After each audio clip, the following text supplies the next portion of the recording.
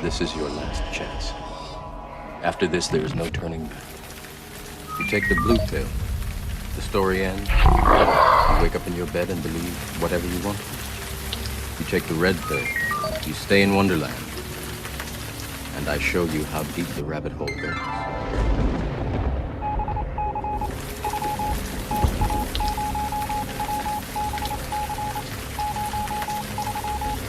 Remember, all I'm offering is the truth, nothing more.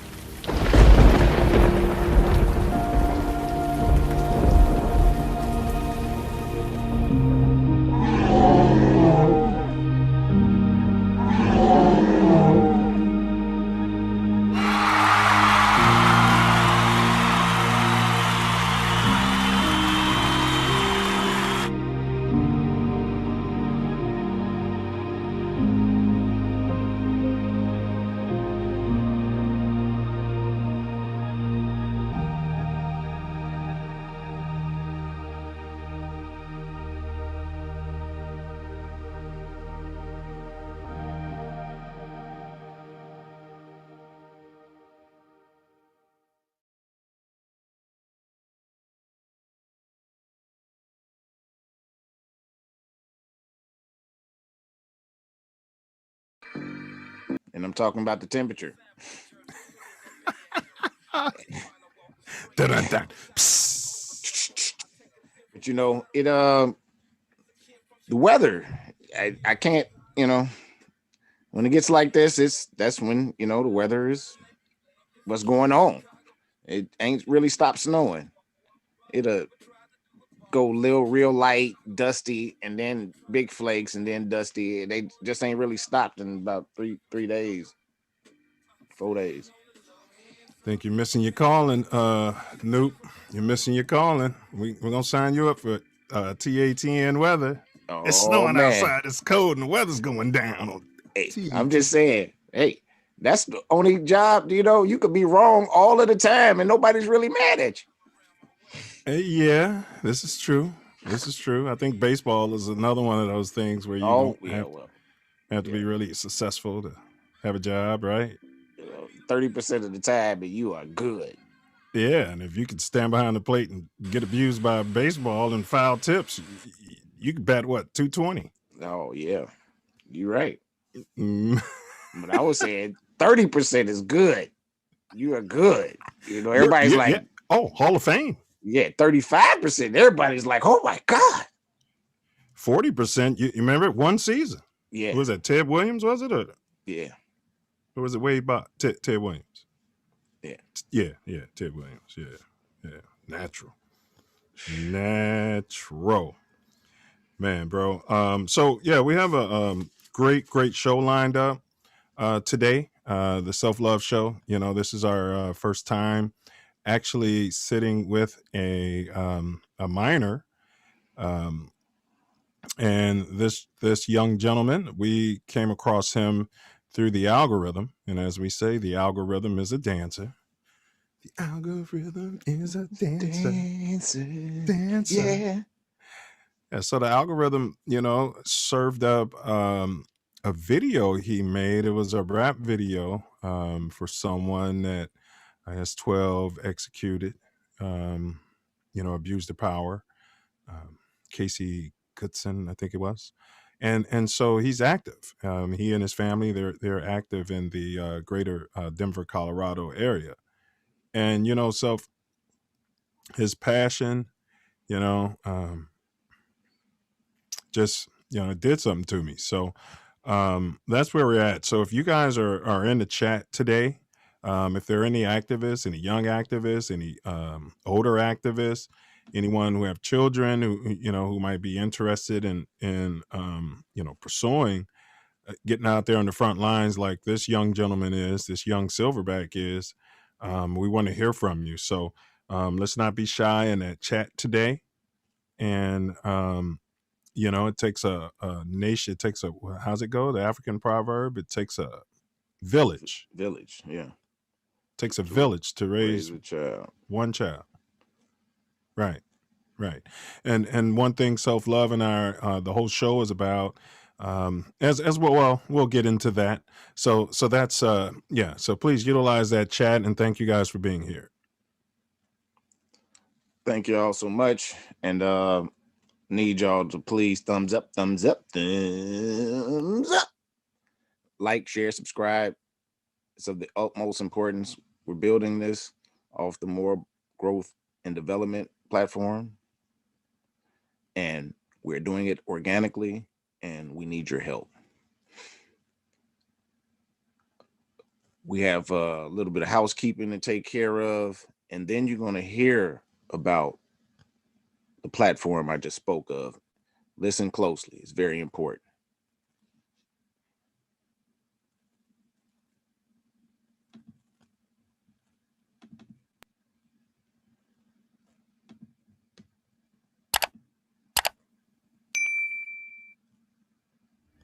In entering upon this course of instruction, each of you should, so far as possible, lay aside for the time being all previous theories and beliefs. By so doing, you will be saved the trouble of trying all the way through the show to put, quote, new wine into old wineskins, end quote. Luke chapter 5, verse 37. If there's anything as we proceed which you don't understand or agree with, just let it lie passively in your mind until you have enjoyed the entire show. For many statements that would at first arouse antagonism and discussion will be clear and easily accepted a little farther on. After the show is over, if you wish to return to your old beliefs and ways of living, you are at perfect liberty to do so. But for the time being, be willing to become as a little child. For said the Master in spiritual things, quote, except ye become as little children, ye shall in no wise enter into the kingdom of heaven, end quote. Matthew chapter 18, verse 3.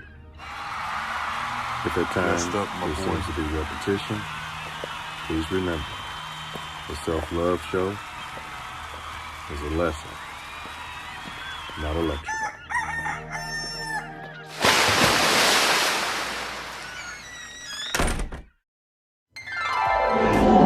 Silverback More Growth and Development platform. Number 1, repair our nation via reparations. We demand our silver back. Number 2, to connect our breadwinners with our activists. And 3, show an accurate depiction of African American Chi-Town. 4, shine a light on positive influences. 5, heal our community one person at a time. 6, provide an unfiltered platform for our influencers. 7, recycle the black dollar. 8, to provide mentors for the mentorless. 9, to close the gap between us and our pink kinsmen. Yeah.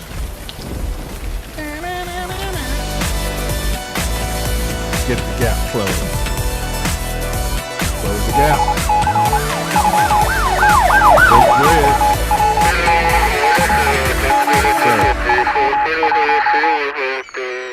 Yes, we had a magnanimous show yesterday.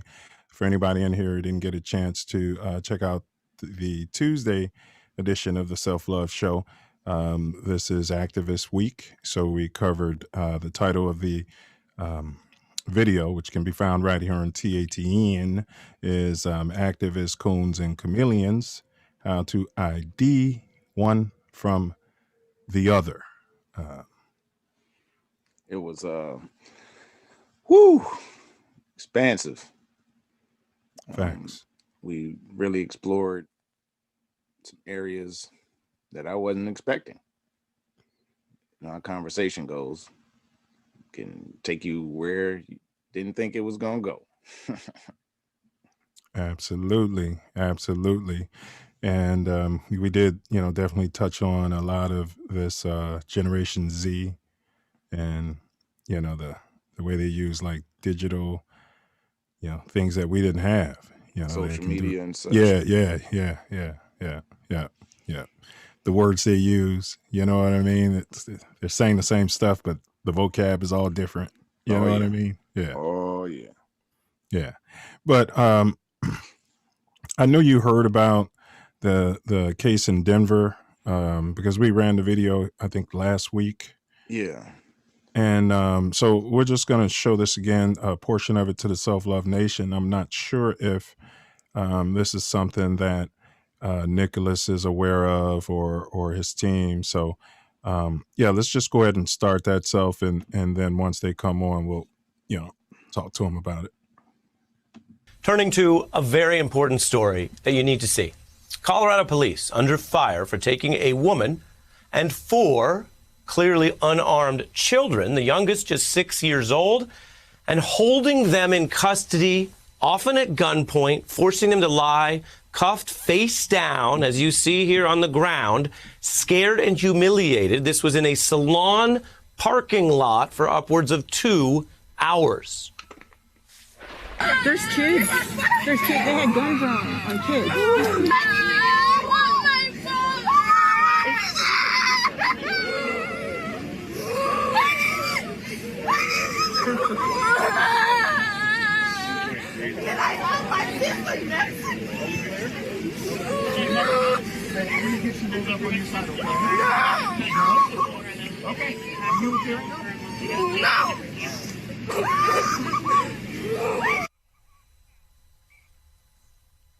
That is hard to watch, even for a few seconds. Imagine living through it.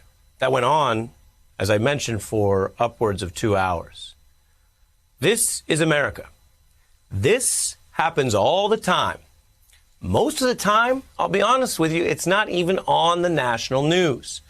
Now, tonight, what's new is the woman you saw.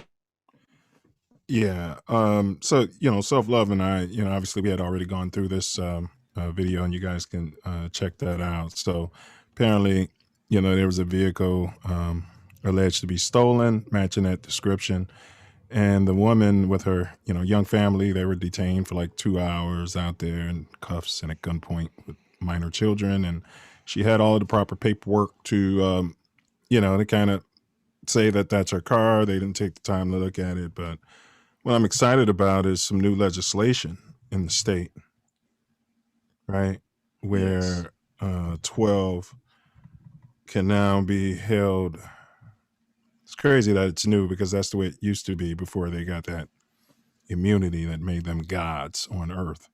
But that they can now be held personally liable like the rest of the planet. Who would have thought? Right? Right?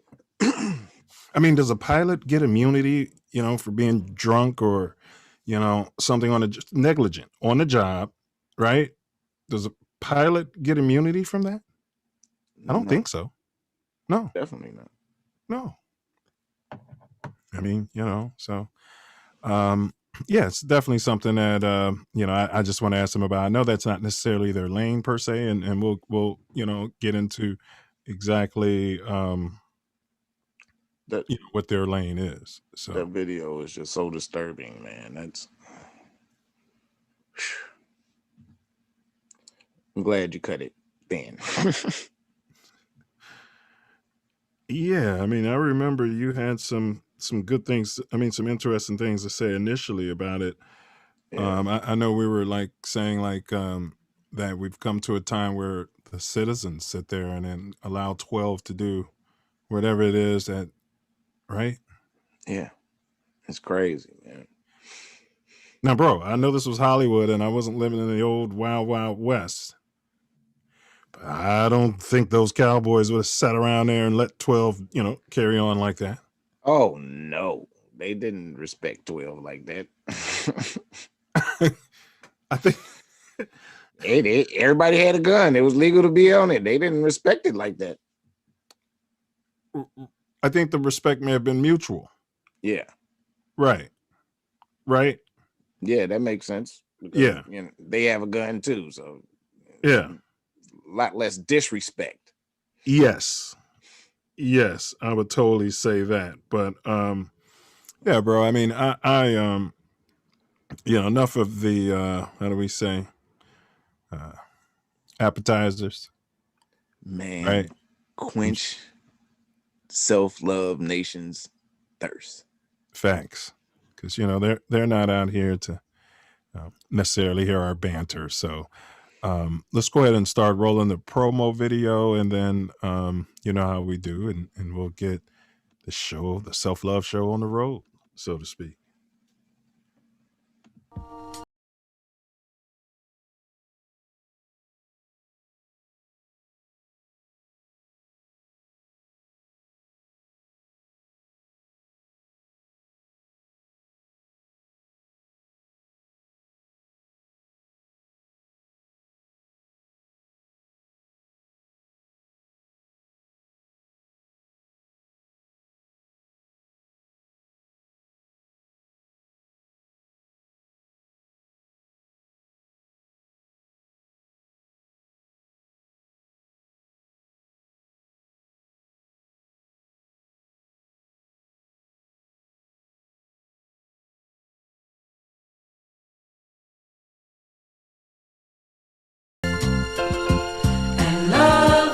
The time is now, my people. We must band together. What can you say about lifesavers? They come in 5 delicious flavors, like the lime, orange, and my favorite.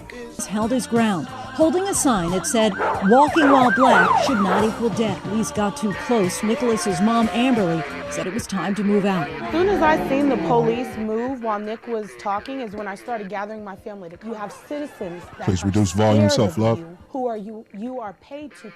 Songwriter, I believe he's writing his own materials. One of our questions: who's writing his songs? Slavery will be abolished these in the kids United today. States and provides that neither And he's a slavery rapper. or involuntary servitude, except as punishment for crime or the party Fortnite not, shall not have noob. been duly convicted. I don't know if those That kids means still say slavery was noob. never abolished. It was reworded to Fortnite make the noob, judicial system the but slave masters self-love. and the police the overseers. And the Self Love Nation. Let's like, share, subscribe, and let's join us in putting our hands together for the past, present, and the future.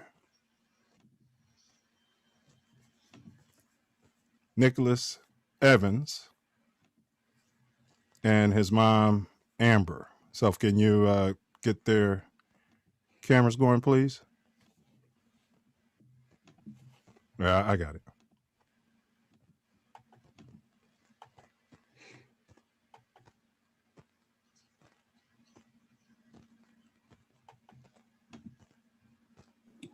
Oh, too high? Hold on. Oh, we gotta switch it around. Okay. Hold on. There we go.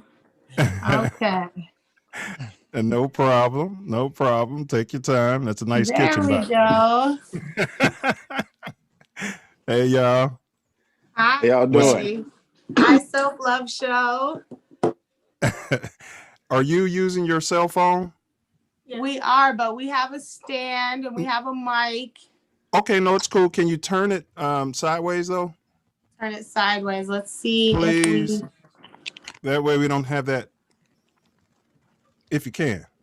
Gotcha. Let's see if we can make it work. Hold on. I gotcha. Okay. Oh yeah. Yeah. See, it opens up the view for us. There we go. Is that It better? actually Much it better. actually puts it in high definition. Great. All right, Self, you want to welcome them? Welcome, welcome, welcome. We have been looking forward to this ever since it got booked. My son is 12 years old, and looking forward for your insight in speaking well. Welcome to the Self Love Show, Amber and Lil Nick. Thank you so much. Thank you so much. We've got a couple months before he hits the 12, though. But Nicholas, I asked him the other day what he wanted on his birthday cake, and he wanted to make sure that I put 13 on there because he doesn't fool with 12. So yeah, yes. Right, Yes. right. So I guess he's gonna be what is that? 13 minus 1?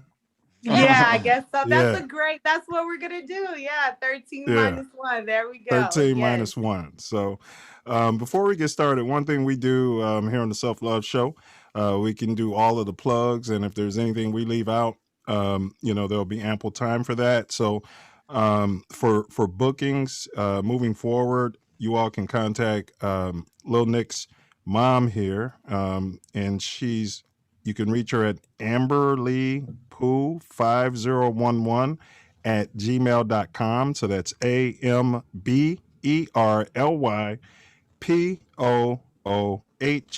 5011 at gmail.com. And the phone is 720. Is it okay to give this number out? Yes, that's the listed business number. Thank you very much for asking. Okay. Yes. All right, it's 720-269-9902. So if you guys, all the breadwinners out there, as you come through, if you obviously like what you hear, I mean, let's support this young man and what they're doing out here. Nick, you actually you're like a role model for me. All right, I'm 50, but you're out there doing things that I literally haven't done. So big ups to you on that. Thank you. And Mom, if there's any questions, we have some questions that are just geared towards you, and some for both, or if there's anything you don't want them to answer, please, you know what I mean. But I don't think there's going to be anything difficult. But again, I'm not in your family. All right. So Got you. No, I think Nicholas is like, we call him an old soul. That's the old terminology, but he's really his own person. I let him do his own thing. So ask away. that's what's up. That's how you make a man. So Thank you. Nicholas, do you ever go by Elijah? Sometimes yes, but most of the time it's normally Nick.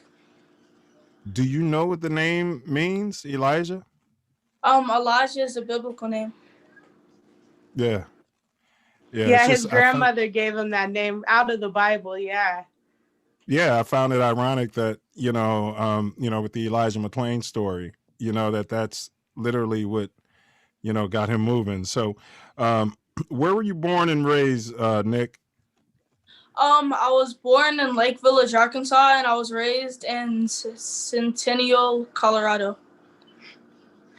Oh, okay, so you were down in Arkansas, as we call it, down there in the dirty, right? Right in the Delta, right on the Mississippi River. Actually, his family, they actually reside on the land of Lakeport Plantation. So he has deep roots in Arkansas, and he has deep history, and he loves to learn about it. And he teaches Mama, he teaches the whole world. Man, facts. Okay, well, can you describe what it's like, coming up today, in your area, in the Denver area, what it's like being raised? Well, right now with COVID-19, there's nothing we really can do, but 2019, the last year that we were able to do things, there was Central Park, there was trampoline parks, there was a park inside of my apartment complex, and there was in summer there would be this big truck that would come and it would give us free groceries and stuff so we could eat outside. That's cool. So that's kid stuff, which is bomb, Lil Nick, because we got some questions geared towards that. So tell him about so in one of his first speeches he made the correlation. Tell him about flying the Confederate flags, and tell him that part that you wrote. Oh, so it was like the states that fly their Confederate flags proudly until I heard the name Elijah McClain, Devon Bailey, and last name? Breonna Taylor.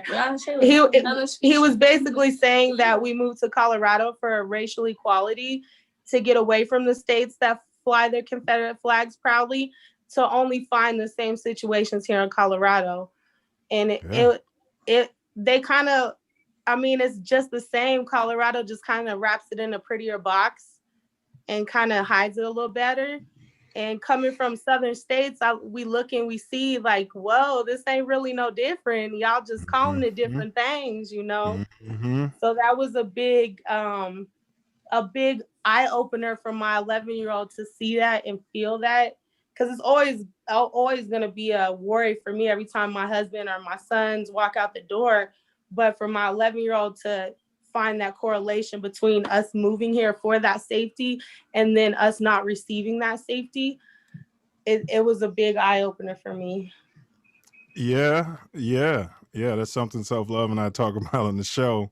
There's a lot of hubbub about, how things are and were in the South.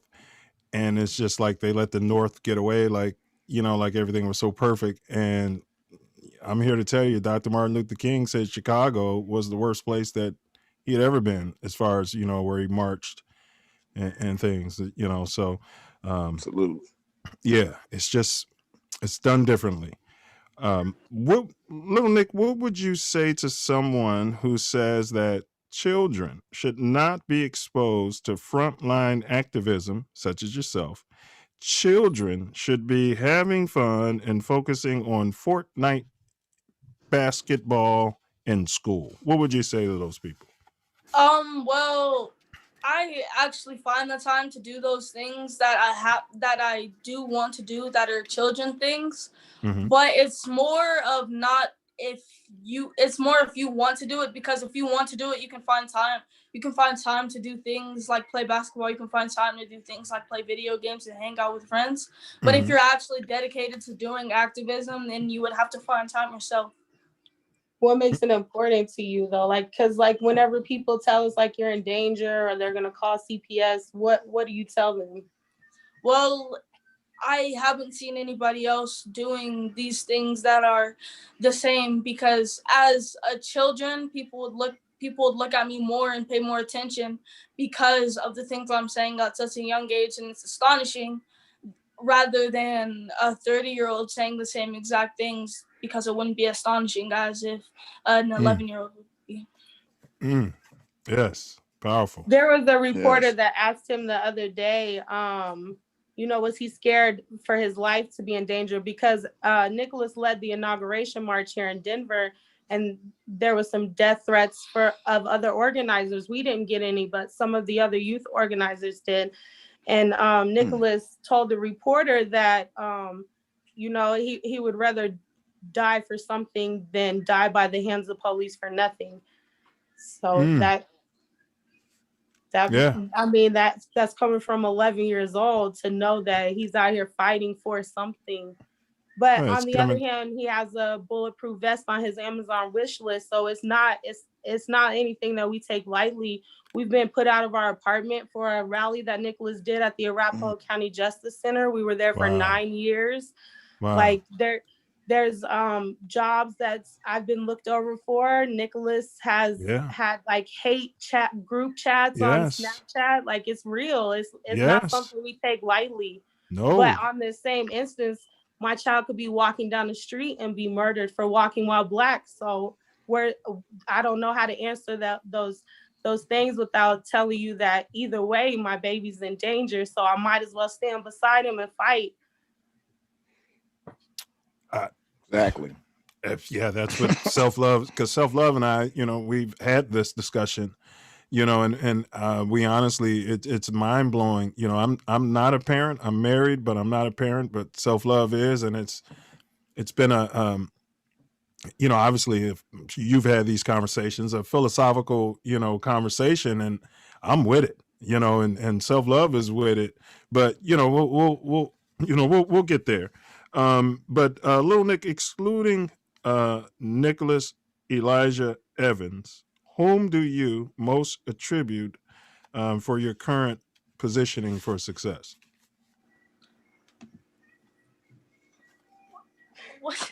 So besides yourself, who's the most who besides you, who do you give credit for your success besides you? My mom. All right. Now you're not just saying that because she's sitting there, are you? Mama works hard. Great answer. Inspiration. Yeah. In rap wise, there's a lot of people I look up to in rap, but for activism, people like Malcolm X and Martin Luther King Jr. Okay. What's your favorite subject in school? Math. All right, that's what's up. What high He's school a do you play? coder. He can like build websites and everything. I know he's a genius. I without even doing the research, I already know. What high school do you plan to attend? If we stay in Colorado, Grandview, but if we don't stay in Colorado, depends on where we move. So are you? Why are you considering Grandview? Is it just because it's a local school, or is it something about math, or is there anything? Oh, it's because it's a local school. Okay. He likes their football team. He's a football star too now, y'all. He made Colorado All-Star Football League. He's going to El Paso to represent the 11U Colorado Youth All-Star team. So that's why. Well, you know, University of Illinois, they have a Big Ten football team. You know, you just keep that in mind. I'm planting a seed in your subconscious for college, right I want now. to go to Oregon. Oh, the Ducks, already. The Ducks. I'm trying to get him to LSU, Razorback, somewhere, but look, he's already got it on his favor. Yes. All right. Okay. Yes. All right. And if the Ducks fall through, you look at the University of Illinois. Keep an eye on it. All right. So here we go. When did you decide to start rapping? I've been rapping for a really long time, but to start like rapping about BLM and social injustices and getting into the studio, I started rapping like 3-4 months ago. Okay. All right. Who writes your materials, like your speeches we've heard you do? Me. Your songs, your poems. So you write? Yeah. That's a powerful skill. is. Cultivate that. He writes his friends' verses too, except for, so we have his mentor next to us. This is Tree the Truth. He's a young Denver What's up, activist rapper too. All right, now. But he's the only other person Nick raps with that he doesn't write their verses to. Hey, Truth, were you the person that was filming them in the video? In the rap video they were doing? Okay. I filmed that. I made that video.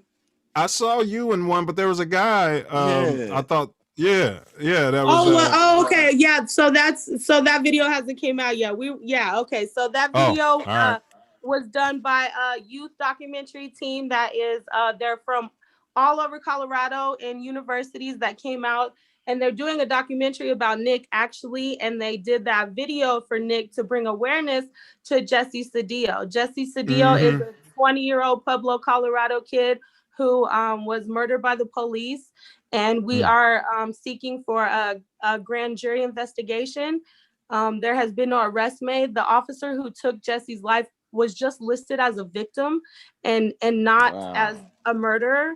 So we made that video to bring awareness to this, and that's who was recording it. But Tree was out there definitely supporting. There was like 7 Denver rappers that came out to support. So it was super dope. Yeah, it was super dope. You got something in you, man. So here's a question we ask all of our guests. It's probably a little easier for you to answer. What advice or information, looking back, would you give to your 9-year-old self, Lil Nick? To not be hard. I got a lot of. I was grounded from the point where I was 9 to almost my birthday when I was 10. Mom, great. Most people we ask that question are already like 40, 50, but that's a great answer, man.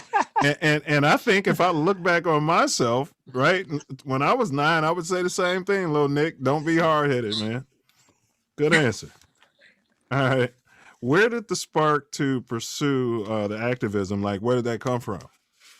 That came from when I saw Elijah McClain's story on TikTok, and it was just an inhumane way of ending someone's life, and ending someone's life in general is inhumane, but that was just beyond me how his life was taken.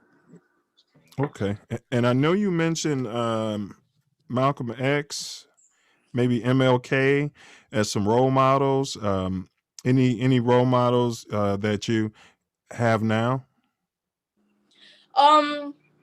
So I have role models, but Tell them not about the people that come out. Candace Bailey. yeah. So I have role models. You probably haven't heard of them. Probably have Candace Bailey, Adaya.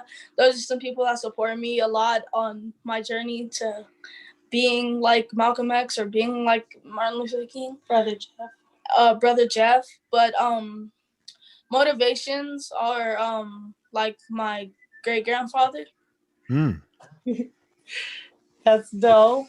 Don't Yeah. get nervous. He's breathing. That's okay. You got it. What else? No, that's what's up, man. Yeah. You know, you got a role model there to your left. Yeah. That's a role model. Role models, you know, they don't have to be like, you know, famous or anything. You know, they're going to be guides in your life, and they're going to be people that you've known since you were 9, 10, and 11. You know, and those are the people that, it's a word, consigliere, you know, you take counsel from. You know, when you find good role models, you cherish that. And then as you get older, you become a role model for people behind you. That's how you move. So, so your favorite activist, you went over that. Any favorite celebrities or athletes? You know, that you hang My around? favorite NFL player is TJ Watt. I don't really have a favorite celebrity. I wanted the Bears to get TJ Watt, man. I wanted them to get both the Watt, you know. Nope. Yeah. So we've been That's the Steelers. we've been kind of like celebrity stalking T-Rell. We've been like, do y'all know who T-Rell is? He's like a super dope Dallas R&B rapper. But we've been like internet stalking him to do a feature with Nicholas. So T-Rell, if you watch him, my baby's trying to do a feature with you. Well, we could probably get to some people who can get to T-Rail. I mean, a real talk. I don't know who he is personally, but you know how 6 degrees of separation goes around here. So, hey, T-Rail, come on, you know, give back, reach back, and let's talk about it. All right. Hey. So, what would you say to someone who says your Fortnite skills are suspect? Oh, we can one-on-one. See that, Self? You don't talk about a kid's, you know, video game skills. You know, they don't change over time. Nah, yeah, okay, yeah, we could talk about that. All right, all right. What do you want to be when you grow up? I want to be an NFL player. No. Let me change the question. What are you going to be when you grow up? An NFL player. They just changed, y'all. First, so it was a marine biologist, and then it was the president, and now it's the NFL player. So we will see next month. He's like ambition all over. I went from I wanted to be a forklift operator to a clown. You know, so yeah, you'll find it. So, but we had an NFL player that sat here, Self. You know, he played in the league. You know, he wasn't an all-star, but he played like 4 years in the league. It was years ago. You weren't born. But he graduated from the University of Illinois. His name was Dennis Stallings. And so, you know, you ought to text him and see if we can get him in here to say something to this kid. You know, maybe go off there and call him and see if he'll jump in and tell him how to get to the NFL. Yeah, he literally played in NFL, man. And he sat here and we had to, I could tell you to watch the show because we really talked to him about a kid like you who's thinking about, you know, getting drafted. He broke all of that down, but then somehow the videos got deleted, man. And so it's another story. So, all right, NFL player. All right. So, are you currently studying the United States Constitution or your Colorado state laws, etc., so that you can expand, you know, your awareness when you get out there? Yes, I know. Whoa. Well, so it was in fourth grade, and last year I wrote papers on the 10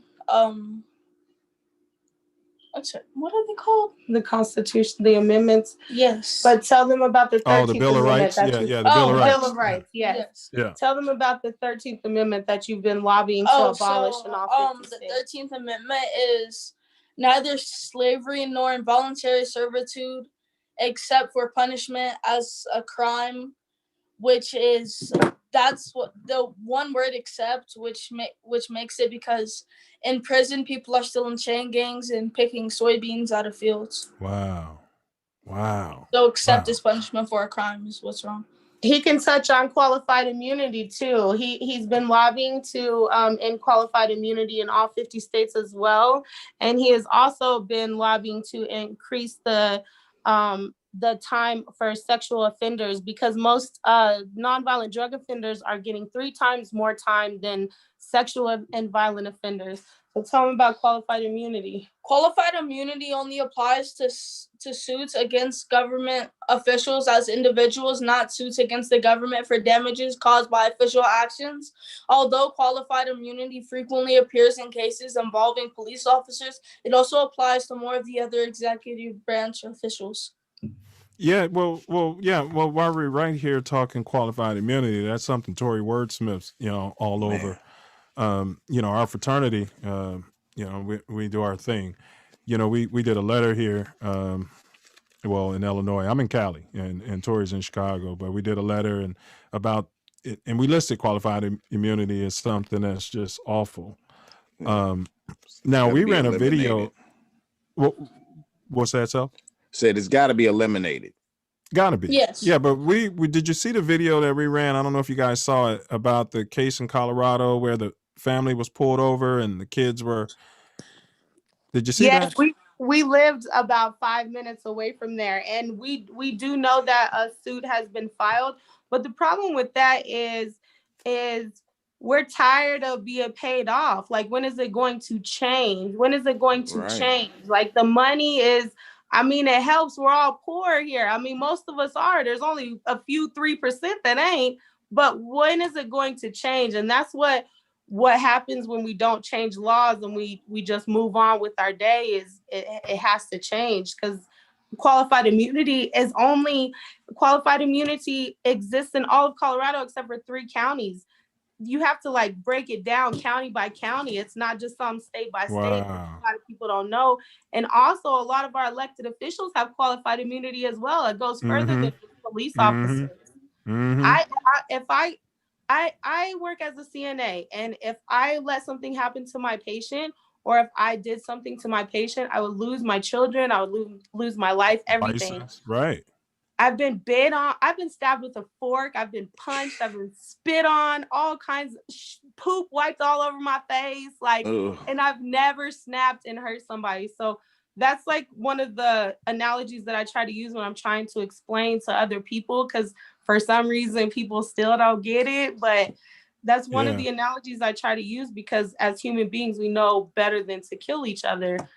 Nicholas is doing a rally on the 2nd for a young man in my hometown, the same hometown where my mother was murdered and my brother was murdered. Mm-hmm. He was a 24-year-old young man who was shot in the back by police.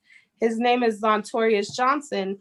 And we are going to go fight for this young man. And this is the first rally that I have really, really been scared of. But we have our community, our Denver community, that always comes out to support Nick, and they're going to go down to Oklahoma and surround Nick and support him and protect him. And we're going to go do our thing. No doubt. Really. Absolutely. And then, one thing I wanted to add to the qualified immunity is you were asking, Amber, when will it stop? Quite frankly, never, until they change that, because if I'm a civil servant, I don't believe I'm even paying the same taxes as everyone. So I'm able to just be negligent, and then the lawsuits are paid by the city, by the taxpayers. Right. So I've been saying that, that money should be coming out of the police union's money and out of the officers' retirement and out of the officers' pension money. And then maybe we should establish some sort of insurance. So the officers should have to carry malpractice insurance like any doctor, and then so now if you can't get insured, or if your premiums go up so high, or now it doesn't make a difference if I go from county to county or state to state, and now I'm still an officer, but I was fired here, and fired there.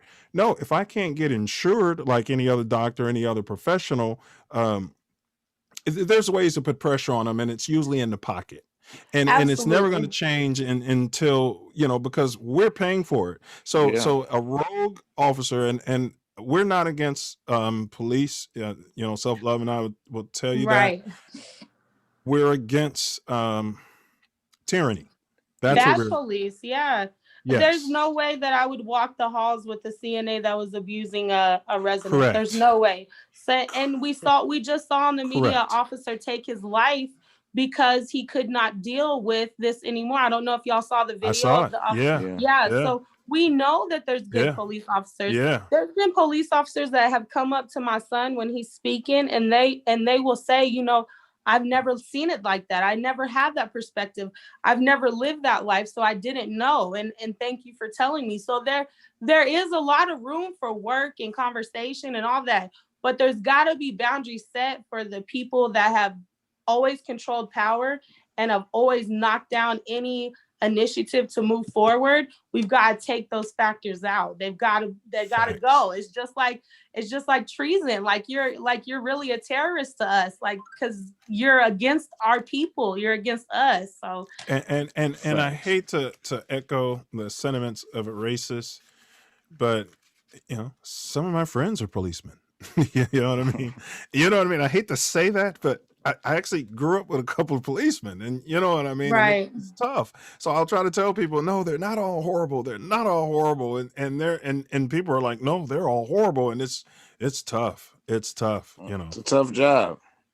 Oh yeah. I got an uncle right now that will go to war for my baby, and he's a police officer. He knows what my baby's up against, and he's on our side. There's the Brown Berets come out every time Nicholas speaks. My sister was murdered in Colorado Springs last week, and we held a candlelight vigil for her. Yeah, my sister. I think I didn't know that was it was on your page.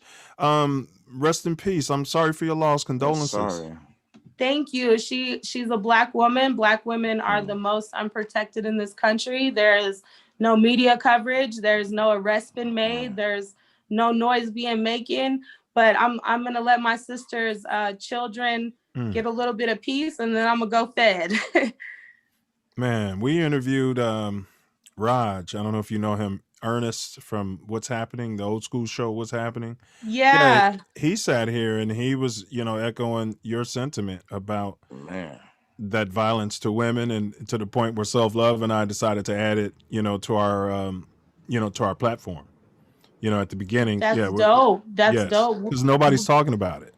No, they're not. Nicholas went to Washington, D.C. and spoke at a Protect Black Women's rally.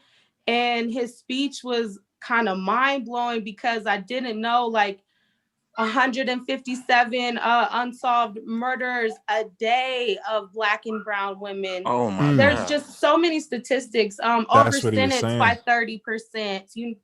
Children taken away 10 times more often. Just so many ways that Black women and brown women are unprotected in this country that I wasn't even aware of, that my 11-year-old made me aware of. But now it's home. I see it happening. I see nobody worrying about my sister but us. And it's kind of like the police want us to take each other out. Like they're waiting for us to go retaliate. And I'm like, hey, that's not us. We need your help. Like that. But this is why we say defund the police, because I've been out knocking on doors. I've been out asking questions. I've been putting my life in danger. Tomorrow, my goal is to go find doorbell cameras, to see if anybody has any doorbell cameras that caught the murder on there. So it's really hard for the community to trust the police when the police don't trust the community, What station is investigating? What police department is investigating your sister's homicide? Colorado Springs Police Department. And it is listed as a homicide. All right, Self Love Nation. So, we could put some pressure. Y'all call and what's your sister's name? Ebonique Futrell. Yeah, put some pressure, make some phone calls and ask them, what's going on. You're asking for, and call in with your sophisticated voice so they can take you seriously. And, and ask what's going on, with the case, because if they know that good people care, they'll take it seriously. So that's some things we can do, and it won't cost anybody anything but a little less laziness, a little action. Pick up the phone.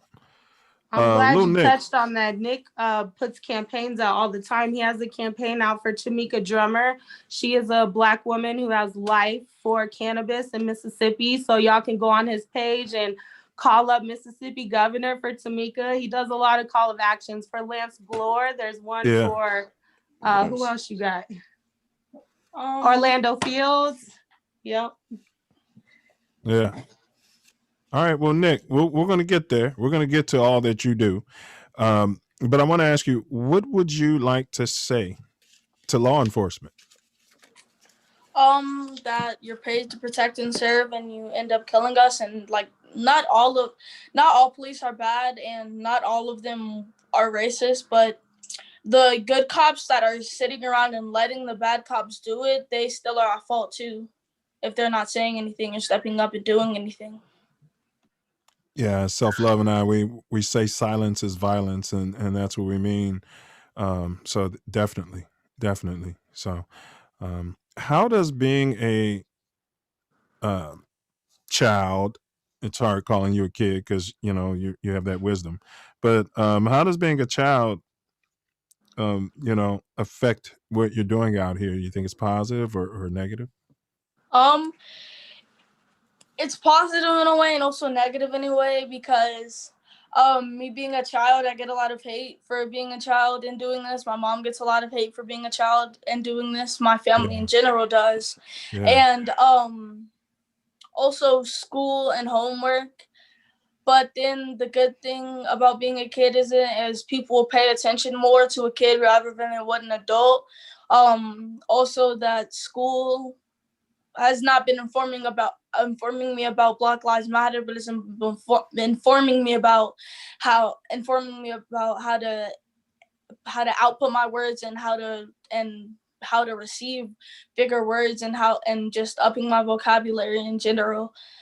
And also being a kid, it's like you can't drive to where you want to go if somebody can't get up and drive to where you need to go, or can't, or it doesn't feel like getting up to drive and not needing to go, because like sometimes my dad, he's super tired, and mom, she's doing something with the kids all the time.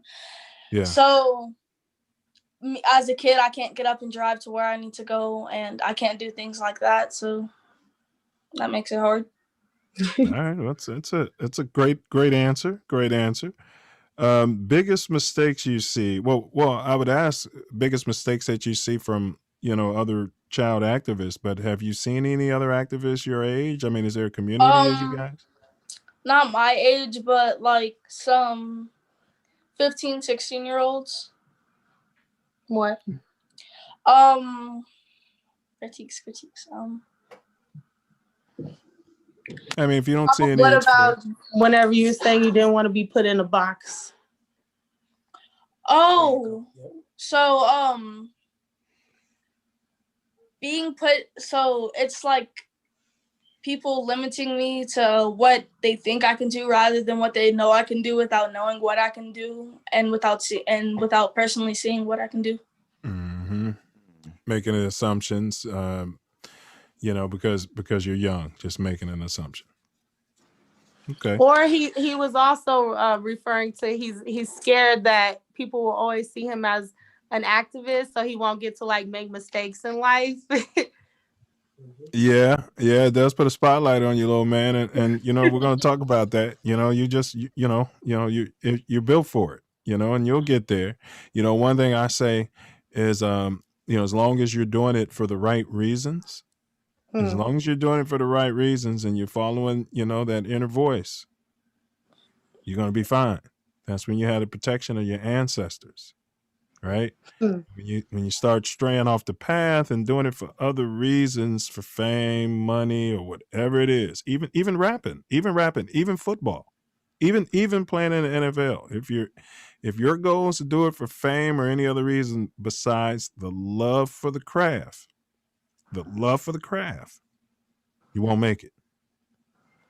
Telling you from experience and from wisdom and from I'm just telling you, and from talking to an NFL player who sat right here and like you're doing for 3 hours breaking it down to us. So, any myths about you or your movement that you would like to clear up? What about people saying you don't write your own stuff? Oh yeah. Yeah, see, I brought that up. Well, go ahead. Personally, because I put a lot of hard work into writing. And, I'm a writer, so I know the feeling, man. Go ahead, though. Go ahead. So, like, as being a kid, like I said, making assumptions, putting me in a box, and limiting what I can do without knowing what I can do. It's hard to explain to them that I actually write my own stuff. Yeah. But once I get the point across, from there it gets easier, and telling them that, and showing and telling them how gifted I am. What about people saying your mama makes you?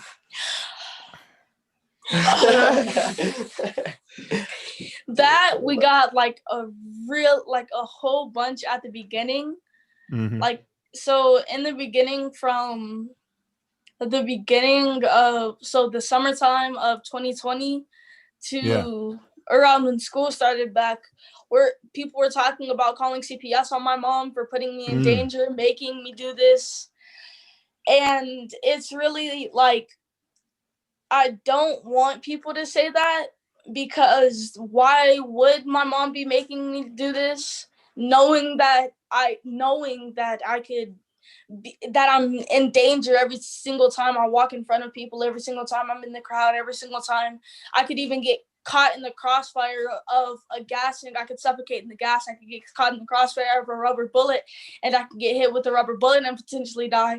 And I don't know why my mom would make me do something like that. That just makes no reasonable sense at all. So, right, man. You see, we go through all the factors. Like every single time we go to a protest, I'm like, Nick, are you sure? Like these are the things that are possible to happen. And then even then, sometimes we leave early, or I make him come on and go because I see the police moving, or I'll see some snipers on the building or something like that. So mama still has to override a little bit, but Mama Bear. I don't know. I don't know how I tell my child to not go out and fight for himself. I just don't know how to do that.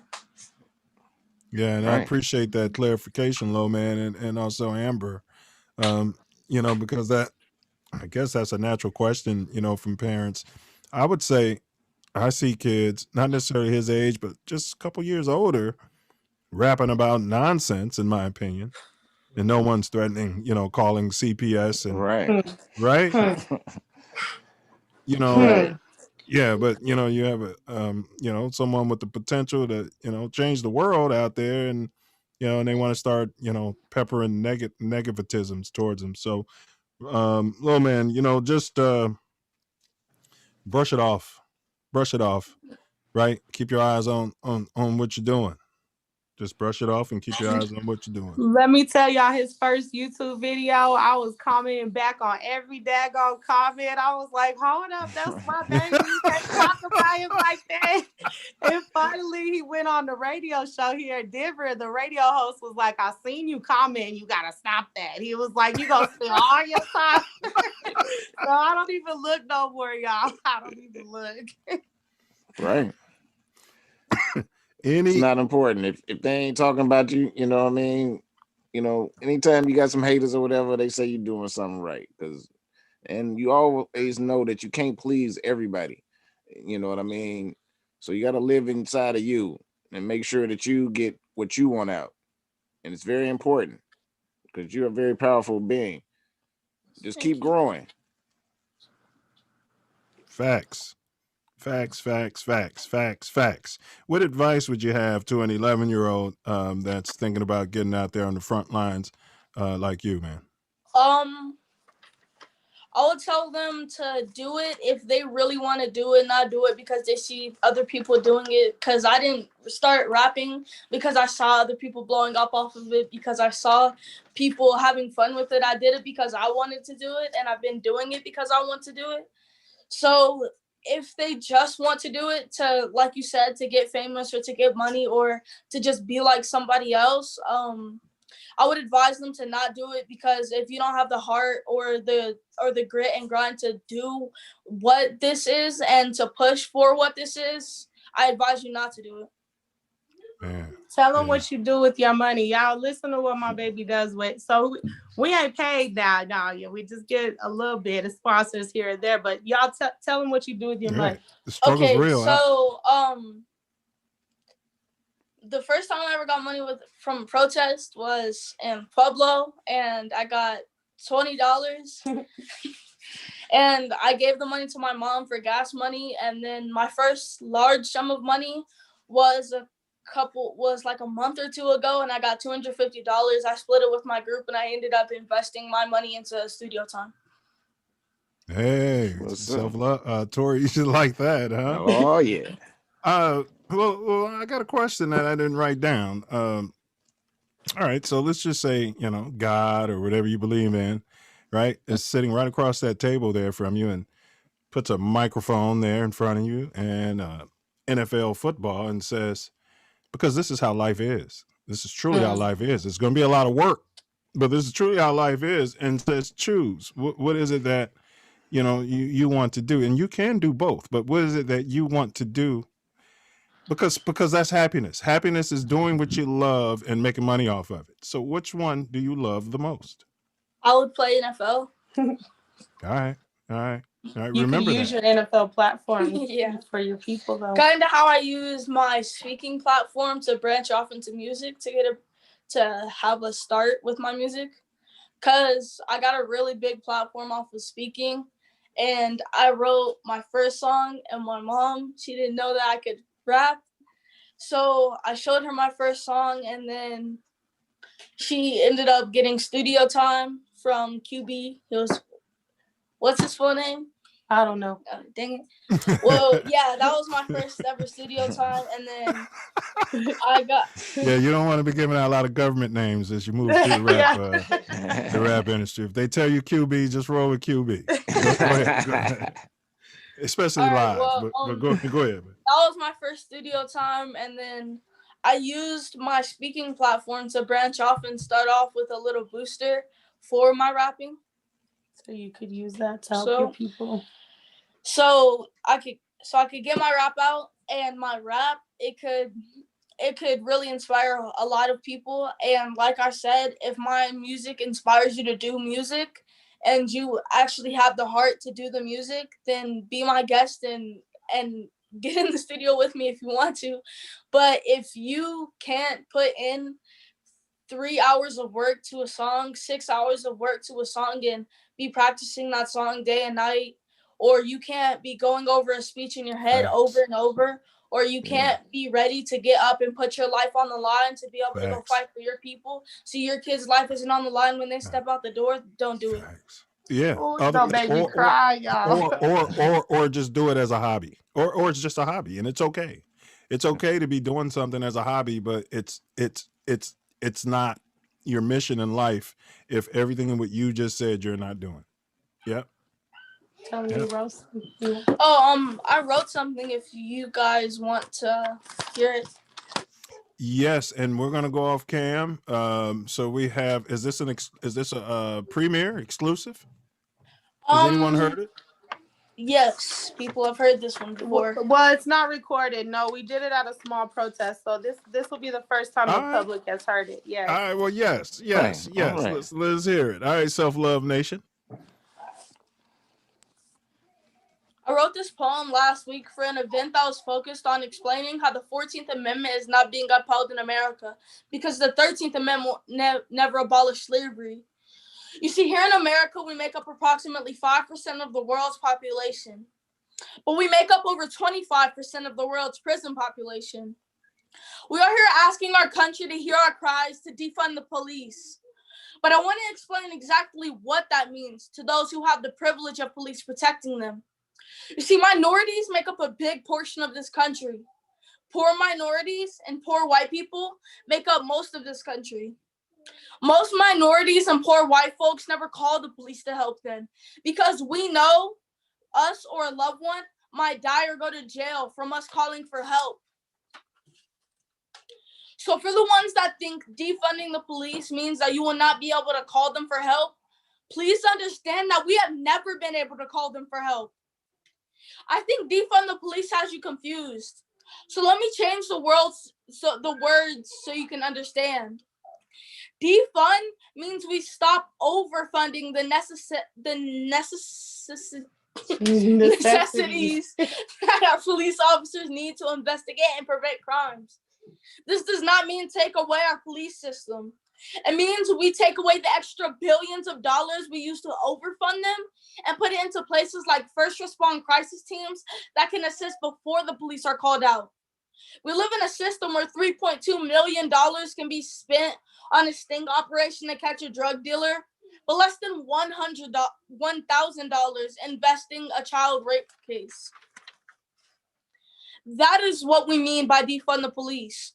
We take away all extra funding and put it in places needed, like testing rape kits, serving communities with partnerships and community watch protection plans, investigating in crime prevention, such as education and job resources, not putting billions of dollars into funding in private prisons. I am 11 years old and I am a fourth-generation prison kid. That means for 4 generations, my family has felt the pain from the generational curse of prison. You would think my family is full of bad people, but truthfully, we are not. We are regular Americans. Our story is not unique. Every year, the state of Arkansas takes my dad away from me. Not because he commits a new crime, not because he does not provide for me and my siblings, but because the rules the parole committee puts on him are almost impossible to follow. The 13th Amendment states slavery will be abolished in the United States and provides that neither slavery nor involuntary servitude except as a punishment for a crime where the party shall have been duly convicted. That means that slavery was never abolished. It was reworded to make the judicial system the slave masters and the police the overseers. America's prison system is slavery. Angelica Y. Davis stated once that imprisonment is increasingly used as a strategy of deflection of the underlying social problems: racism, poverty, unemployment, lack of education, and so on. Why is it okay to put people behind bars simply because we are poor? Today, instead of plantations and reservations, we have incarceration. The Prison Corporation GEO made $2.33 billion in 2017. Billions of dollars from locking up people like my dad. I ask you, where's the justice and freedom in a system that makes billions of dollars off the backs of inmates? Thank you. Thank you. Hey, you know, Chi-Town is huge in pros. We actually, Nick, we have a series on my channel. It's called Ode to the Pros, and we'd be more than honored. I'll send your mom a link of all of the poetry that's on it, and we'd be honored if you drop something for us, man. All right. Yeah, and basically, you know, it's just do what you're doing. Do exactly what you're doing, you know, and something fresh. And we would just, you know, make a video and post it and love it. Absolutely. That was dope. That was Thank dope. you. Self Love and Amber and Nick, we want to take just a quick 6-minute break. We're going to run some videos. One of them's yours. Hey, Nick, is a poem, the first video we're going to play, and I really need you to hear that.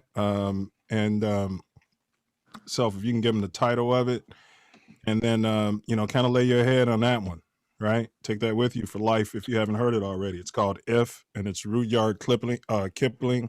And you guys, we're going to be going to break. So, Nick, watch that video, and then maybe, you know, you can take a break after that.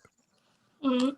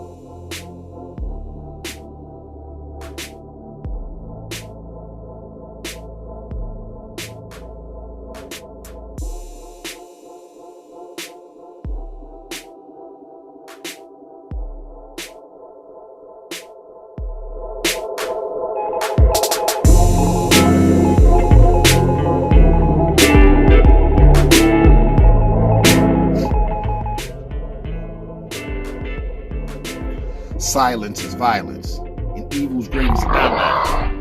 Those who turn a blind eye act like they don't know why. Say the police would not use such behavior. If you white, you right and have favor. But if you black, bodies pile high. Sight unseen, right in front of your face on the video screen, know what I mean? Popo lie. Fear for their life from an unarmed man. I guess he felt melanin was his weapon. They killed. Nigga, get your hand out my pocket. Get no charges and go free. So we need to be on our P's and Q's. Don't play no fool. The rules ain't fair. Life ain't no crystal stair. So we best prepare. Our little people, if you see something, say something. 12. Show the world we do care. So beware. Silence is violence. Get you a trip to the devil's lair. Self love, you done did it again, Loop. You a genius.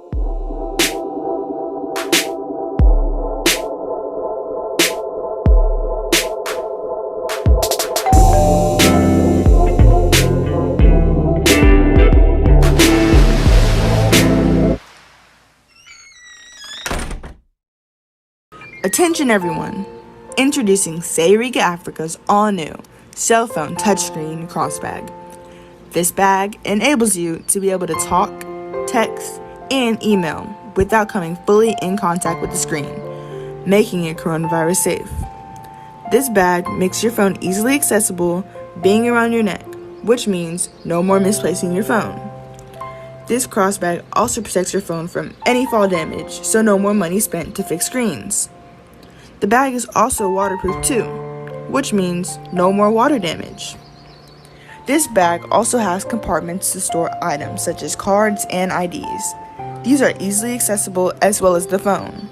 So buy now at sayricaafrica.com.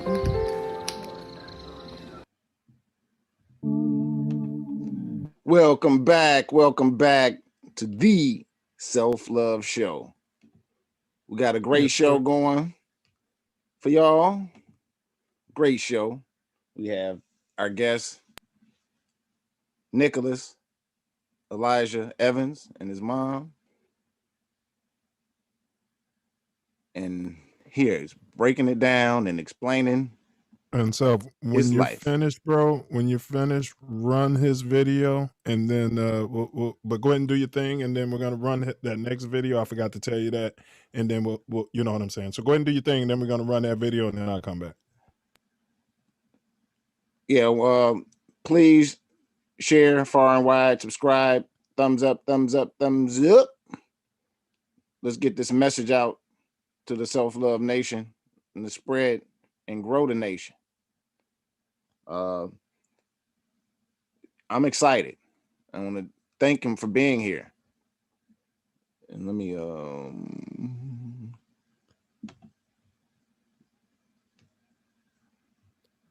get this cracking. Yeah, my bad, Noop. I meant to tell you that in the pregame. It's all good. We just move forward. That's what how we do.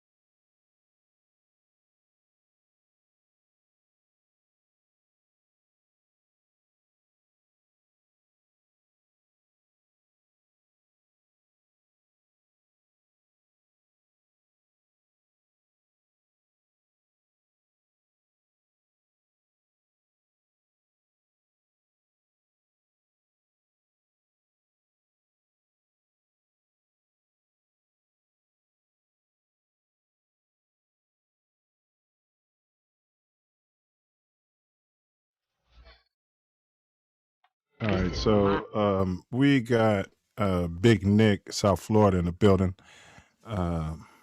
Self, if you can All get right. everything going for everybody here, get everything going. I appreciate you, bro. Lil Nick and Amber, we brought in a silverback. I think he, if you can follow his channel on YouTube, it's Big Nick, South Florida. He's about exactly what you guys are about. Are we having issues with that, Self, or No. okay? And then so let's see. 1 second. What's up, Big Nick? How you doing, bro? I'm well. How are you? Everything Am I is visible? Can you hear me? yeah. We got you loud and clear, man. Can't see you too good, but Oh, there you go. Okay. So I'm getting out the car right now. Just went and got some food. Nick, I appreciate you taking the time to do this. Little Nick, Big Nick, you know, he has a pretty good following, man, and he's exactly about what you're about. And so I wanted him to just say a few words to you, man, and Self Love. We're gonna go off camera because you know they're about it. You know, we're not. So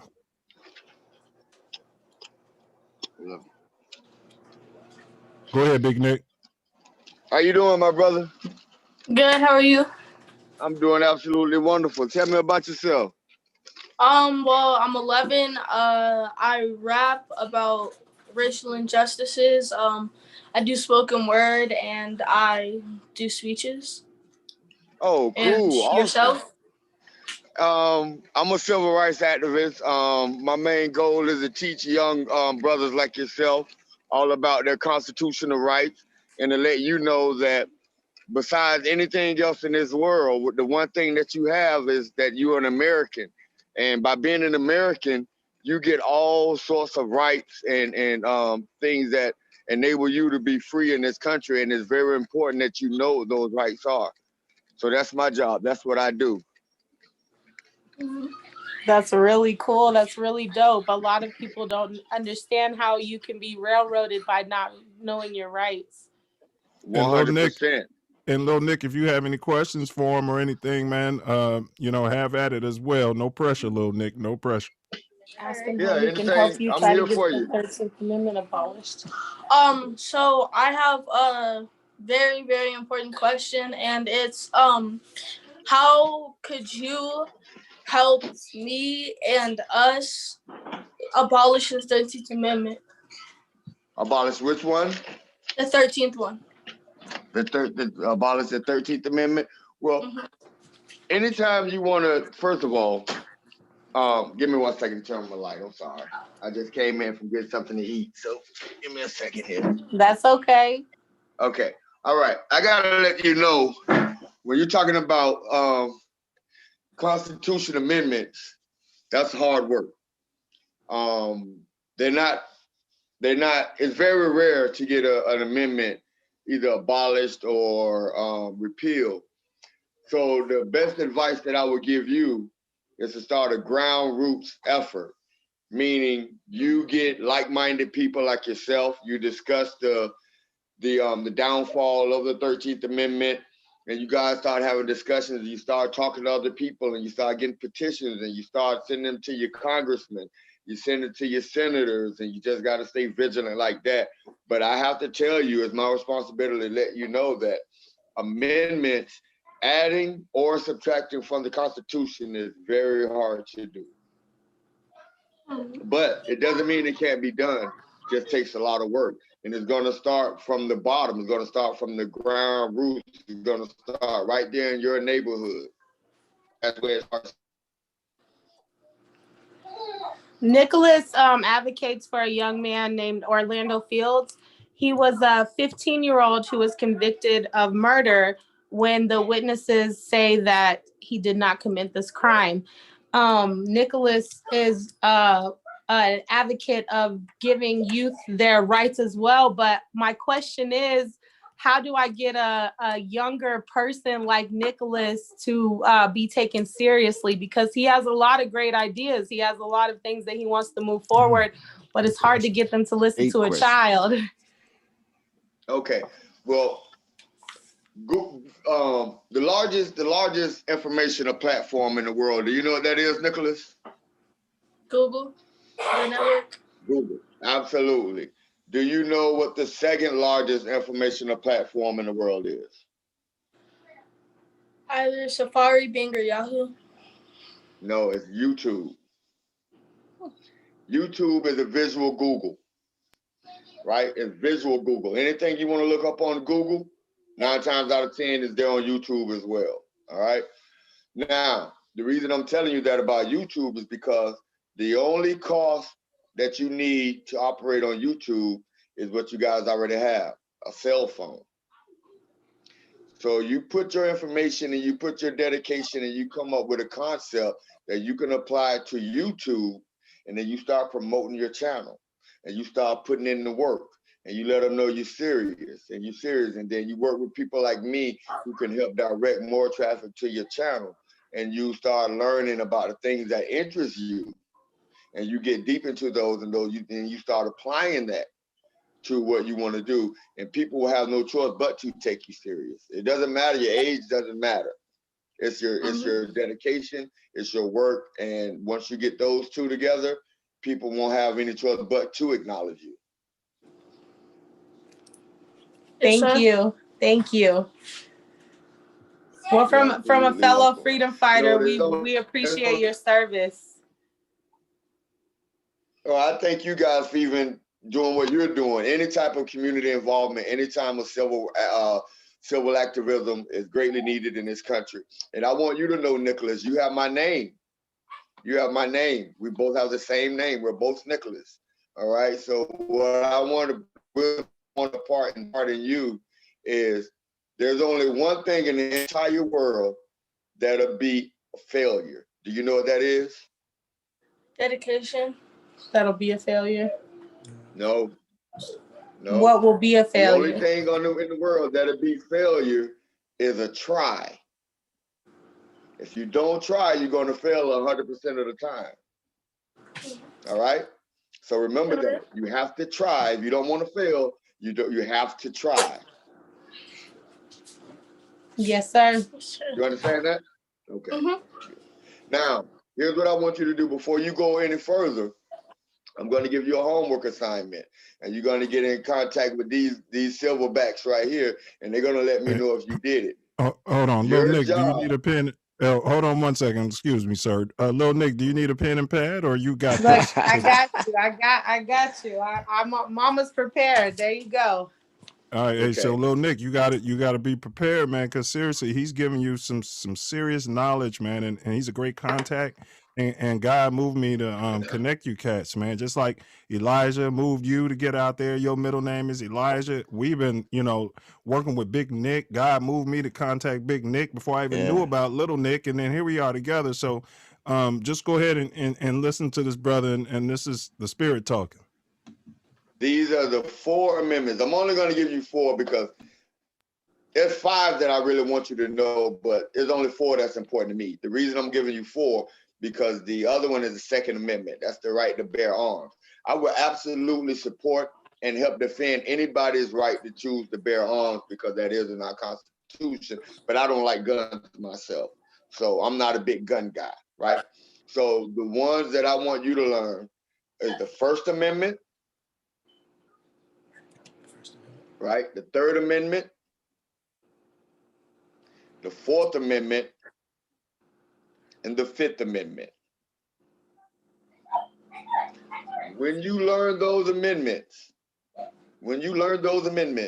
you'll be able to help your friends, you'll be able to help your mom, you'll be able to help your family, you'll be able to help total strangers in the streets by giving them that, because those are the most important amendments that we have. And I give you an example. I go to your Fourth Amendment. All right, your Fourth Amendment, I'm going to give you a freebie here. Your Fourth Amendment is the right to be secure in your effects, papers, and yourself, which means they cannot search you, they cannot go in your house, in your car, they can't take your bicycle without a warrant, right? So they have to have that. You cannot, if they ever ask you, well, can I take your bike and turn it upside down and read the serial number? You have the right to say no. That's your Fourth Amendment. That's the right to privacy, right? And the reason I'm telling you that is because sometimes you'll walk down the street with your friends and the police will come up to you and they'll be like, hey, what's your name?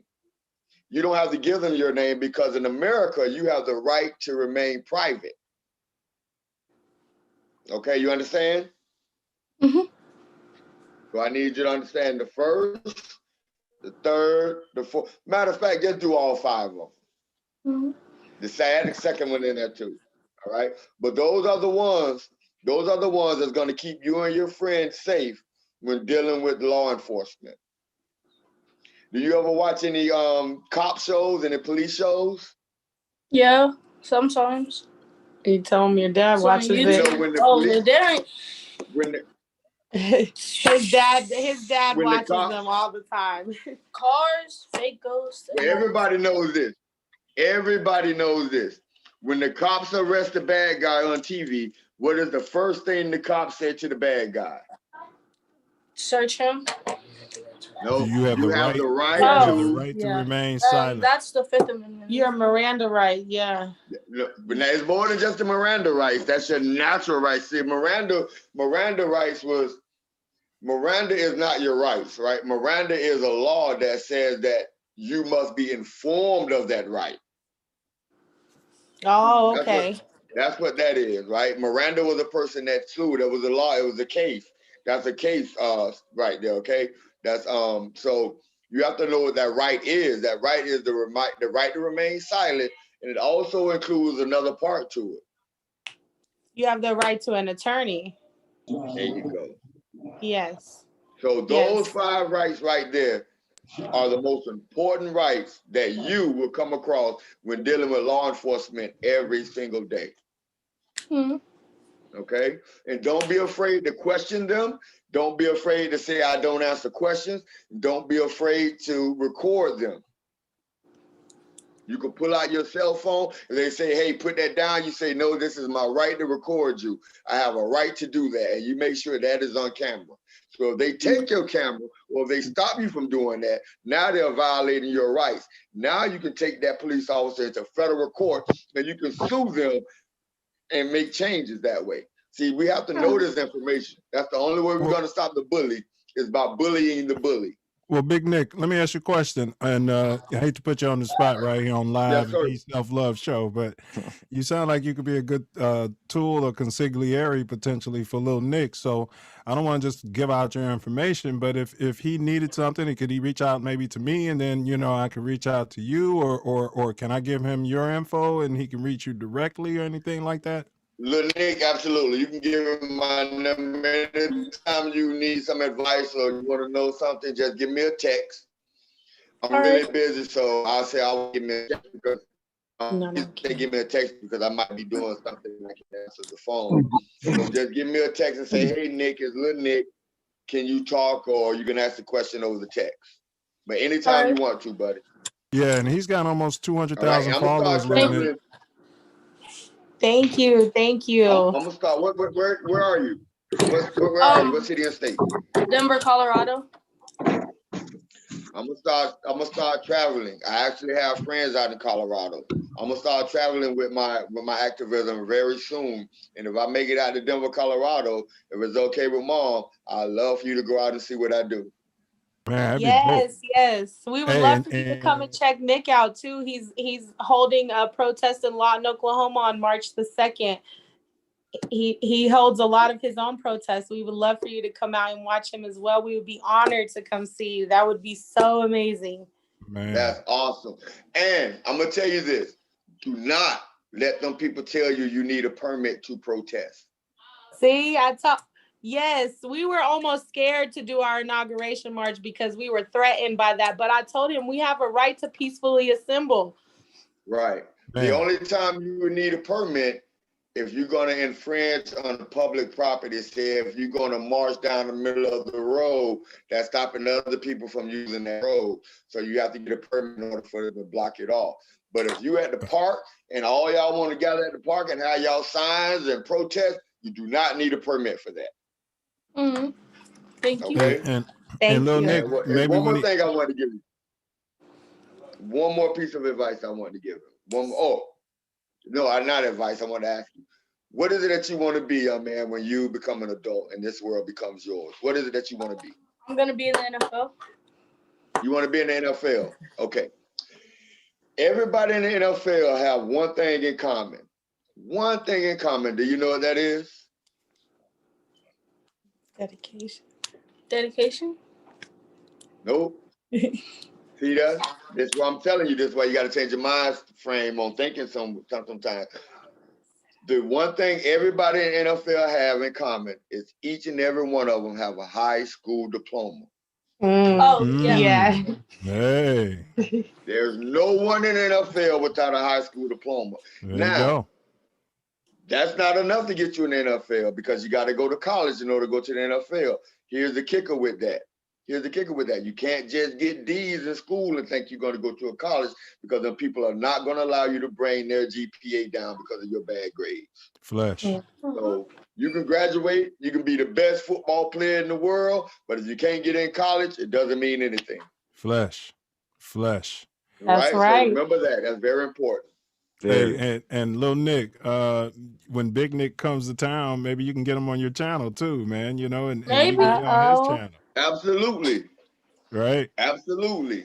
And Mom, one channel isn't enough. Facts. You need to put him out there. Do something. Yeah. Whatever he got in his mind that he wants to do, make a channel for it. Yeah. Okay. All right. Facts. YouTube is free. YouTube is free, and people have sent their kids to college through YouTube. Facts. Okay. Facts. All right. Yes. And Big Nick, hey, man, Big speaking ups, of Big NFL, Nick. we got an NFL player in the joint now, a former 2-time Super Bowl. But Big Nick, I love you, bro. Appreciate you, man. This means a lot, man. And hey, somebody hacked us and deleted your video, so I'm gonna talk to you about that down the road. But okay, we want to do part 2 told anyway. you, end of my videos, brother. End of my videos. Just go get them. Okay, but I mean, our interview with you, it got deleted. Right. So okay, man, okay, yeah. So and our interview with this NFL player right here got deleted. So they're against us, but you know how it is. We get on it. We get on it, bro. Who? Okay. I didn't see you. All respect to you, brother. Hey, who we out? You welcome to stay, but we're gonna cut your camera and your thing off, but stay right there. We got Dennis Stallings, and this is my brother right here, man. He came through East St. Louis, Lincoln. I'm gonna piss him off. And then, like you said, he graduated from Lincoln, and then he went to the University of Illinois. And I've been trying to. All right, but I'm gonna let him tell his story, man. All right, before I get off, I just want you to know that I'm glad you went to college and you did your thing in the NFL, but you could have went to the University of Miami. I'm just saying. You could have went to the U. And also, Self, if you guys can show this brother my channel and let him know what I do. So hopefully, because I'm linked up with Willie D from the Ghetto Boys. He's a big YouTuber. Yes, so sir. we're trying to work on something big, man. I'm trying to get as many kings involved as I can. Hey, big ups to Willie D, and big ups to you. And we loaded a video, so we're gonna play one of your videos, and I'm gonna get his mom a link to your channel, so all of that'll be in alignment, bro. It's all love. Thank you so much. I love you. I love everybody here today. Nothing y'all can do about it. So whatever. We love the energy. We love the information. Thank you. And Nick, if you gotta go, you gotta go. But you're welcome to stay there. We're just gonna cut your camera off and mute you, and we're gonna let this NFL player do his thing. But it's on you, bro. All right. All right, bro. One love. One love.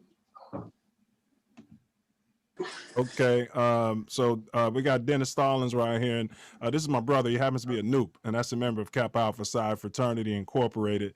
So when you mentioned that your goal in life was to be a football player, I said, well, let's get a football player, and he took the time to come in here. So Self Love, we're not ex-NFL players, and nobody wants to hear us, so let's go off cam and y'all do y'all thing. I love you, Dennis. Oh, for sure, man. I appreciate it. Thank you so much, Noop. No doubt, man. I actually just got off a Zoom call with some of the ex players I played with. I'm sure you probably know them. Probably heard of them. Kevin Dyson, Eddie George, some of those guys. So we was just having a discussion, man. So what's up with you, bro? Normal, making music, protesting and writing more speeches. I think he's a little starstruck. He's yeah. Yeah. Have you ever seen two of these before? Whoa. Whoa. So one of them is we actually lost when I played with the Titans, and this one is the Ravens one. So His dad is a big Ravens fan. Yes, yeah. his dad is. So but I mean, Tell him about this All-Star game. Yeah, so he won. My husband's got to say hi. I'm sorry. Hey, what's up, man? How you doing? You won one of your very few Super Bowls that your team Okay. had. Hey, tell your husband. Ravens Super Bowl ring. And It's Dennis Stallings, man. Dennis Stallings. Yeah. That's amazing. Awesome. Yes. So Nick, tell Dennis about what you're fixing to do. Okay, so on the 26th, I'm gonna go to El Paso, Texas, to play a 11 Youth All-Star game. Oh, really? That's awesome, man. That's awesome. But I heard you was well versed in music and what else? What else you said you enjoy? Video games, writing poems and speeches. Yeah. So, what I would tell you is a lot of times, as a kid, your focus is the NFL, but it seems like you're very talented, man. So you got to always have a backup, and I will tell you this, football should be your backup. Football should be the icing on the cake. You know what I'm saying? Because it seemed like you're well versed in, musically, seem like you're very intelligent. You know what I'm saying? You write poems. Thank you. I mean, come on, man. That's what's up. That's what's up. Why don't you think about writing your own short story? Huh? Yeah. Start your own league. But Brother Stallings, I just want to, because I asked Brother Stallings what he would have changed. Well, not changed, because nobody would change anything, but what he would say to his 9-year-old self. He probably don't remember, but I do. And it was something to the tune of academics. And this is a cat, who made it. Only one in 10,000 high school graduates who play football. 1 in 10,000, little man, will be drafted into the NFL, will be drafted. He was one of them. And he said, though, looking back on it, he would have taken his academics more seriously. And so you want to talk about that a little bit, Noop? You know what? I mean, and I'm glad you brought that up too, Mills, is that I wish I would have focused more on the medical aspect, of biology and stuff like that when I was at the University of Illinois, man. I mean, because right now, the current job that I have is, I'm a GI specialist, and I just enjoyed, I guess, surgery, you know what I'm saying? So if that's something you're passionate about, man, make that be the focal point. Make that be the thing that you want to go to the pros in, you know what I'm saying? As opposed to actually, football. Football it'll happen. It'll happen. You already an all-star, you know what I'm saying? Build on that. Tell him what I told you had to do to get a PS5. I have to learn it's anatomical positions. Yeah, anatomical positions, and it's like 30 cards, and there's like 70 different things on each card. Really? I'm in law school, and I just switched from nursing school. So I told him if he learned all the anatomical positions that I had to learn, then he could get a PS5. So wow. Yes, you're being Amber, you're being easy on him. That's easy. He could do that. That's nothing. That's what I you better said. do that, man. Yeah. Okay. You got that. That's no what's problem. up, that's what's Yeah. up. I mean, do you have any questions for me? My first question is, what position did you play? So I played linebacker. So I was all Big Ten linebacker, and I was drafted in the 5th round by the Tennessee Titans. Is there Yeah. any questions you want to ask him that you have trouble with on the field or anything like that?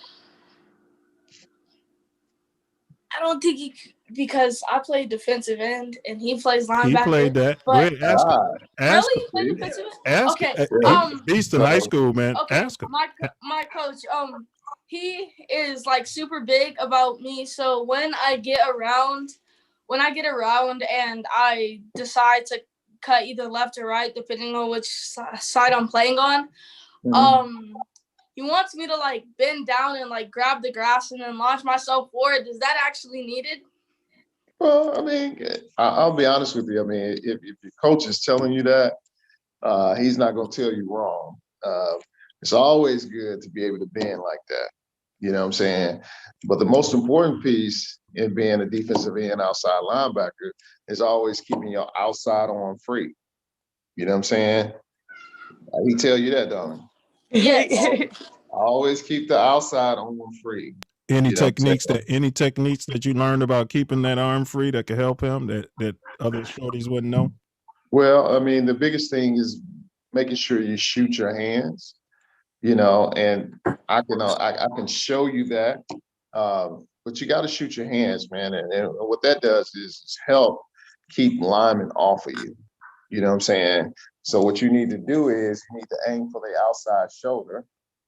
You know, which is here, and then you rip up on the arm blocking. Exactly. But always aim for that outside shoulder because they can't attach that hand on you.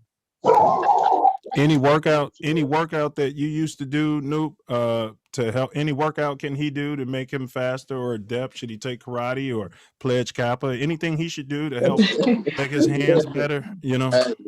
First and foremost, I would say the first thing is, you know what I'm saying, you need to pledge Kappa. This guy, saying, but no, one of the things they're actually one of Nick's biggest supporters here in Denver. They come out to a lot of his rallies, so it's already ordained. Yeah, Kappa League. That's why he's got to go to University of Illinois. That's the beta check. Got its name at. You know, go ahead, bro. But my bad. Yeah, anything that you can help him with. I would say from a speed perspective, if you got a sand pit, try to run in the sand pit. You know, we got him a parachute for Christmas. That's it. That was on his #1 list. Sand pit. But that's what's up. You know, you find a playground. It's like running with memory Find a beach, a playground where the sand is, and make it happen. Sand pit. It is. There's one at my school. Put the parachute. And it's hard to run. Put the parachute on and run in the sand pit. Yeah. That's right. Yeah. I'll tell you what. That's what my youngest one is. He's 11, and that's what he. Yeah. So Nick's 11. Nick's 11, bro. They're both 11. Yeah. Oh yeah. Yeah. People keep saying he's 12, but he's not 12 yet. He's just there. I guess he's pushing just 12. He's pushing 12. You want to say one of your bars for him right quick before he goes? The hands up, don't shoot. You know it by heart. The man was crying. So the man was crying for his mama saying, "I can't breathe. Whoever heard it, hands up, don't shoot." Well, that's just it's a deal, sad, true. We're treated like we're not people and not equal. We can't first. These white folks are just equals. Oh. Now, hey. Yeah, but I don't think he wrote that one. He writes all his other material. Either that or he's expanding and he's having more growth and development. Hey, Tori, you hear that? Sir. Yeah. You know, Tori is a producer. He produced music. Yes, sir. Yeah. DNA all day. Yeah. You never know who you're gonna be in a day. You never know. You're amongst greatness. You know what I'm saying? and we had a cat that sat here. He knows all the music moguls in New York. So, like they say, by 6 degrees of separation, you just never know. But what you got to do is stay humble, stay on your path, stay humble, stay on your path, stay humble. Listen to your parents, stay humble, stay on your path, stay humble, and get in that sand pit with the parachute. And I would say I this. also have one more question for you. Go ahead. How effective was a push-pull move for you? The what now? A push-pull. A push-pull. How effective? How effective was it? Yeah, the push-pull. Yeah. How effective was your push-pull move? I don't even know what that is, see? So it's where you grab the inside of an offensive lineman padding, you push back against him, and then you pull them to the side. Absolutely. And it just registered. Man, I think I did it pretty good, man. I did. You know, I didn't come off the edge a lot. I came up in college. So, but when I was on the outside, you know, I did that a lot. I mean, I led the state. I led the state of Illinois in sacks. So I led my league last year in sacks. All right. And I also had the most amount of sacks in the game last year. Oh, I had wow. 8 sacks, 2 forced fumbles, a touchdown, and Yeah, he got some swag. Hey, he got some swag. Dan, he got some swag, man. I be talking about his video game. He be like, tell him to play me. You know what I mean? Yeah, he's like a little Dennis.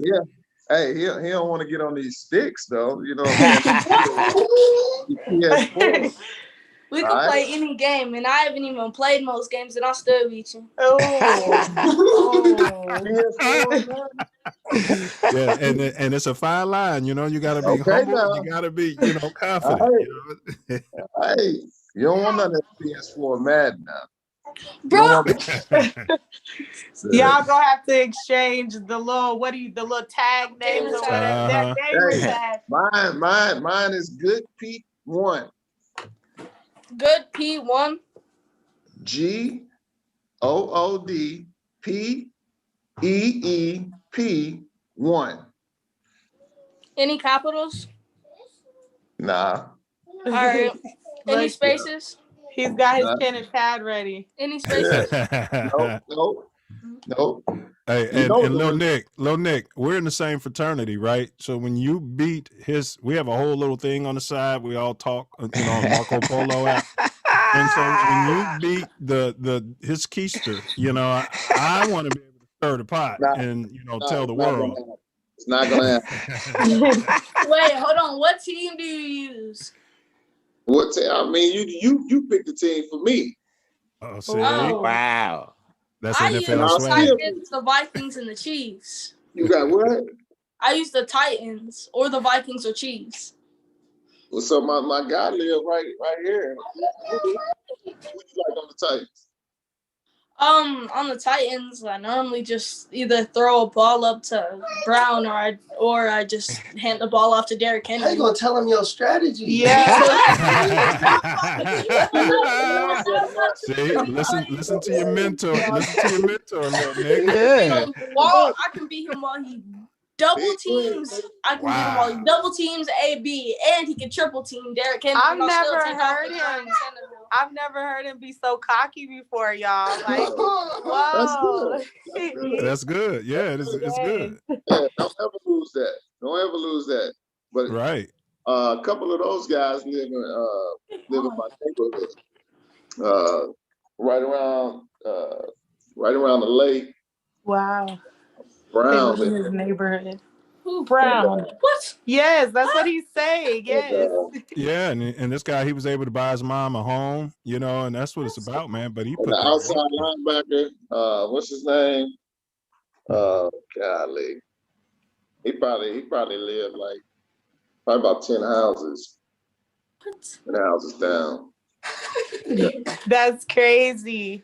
That's crazy. Well, we're in Denver, so if you ever come here skiing, I know rich folks come up here all the time. Y'all can look us up, I ain't rich. Hey, they got a black ski thing down there. Yeah, they actually just did it. Actually, the studio that he goes to, the man that owns it is the one that hosted it this year. So they did.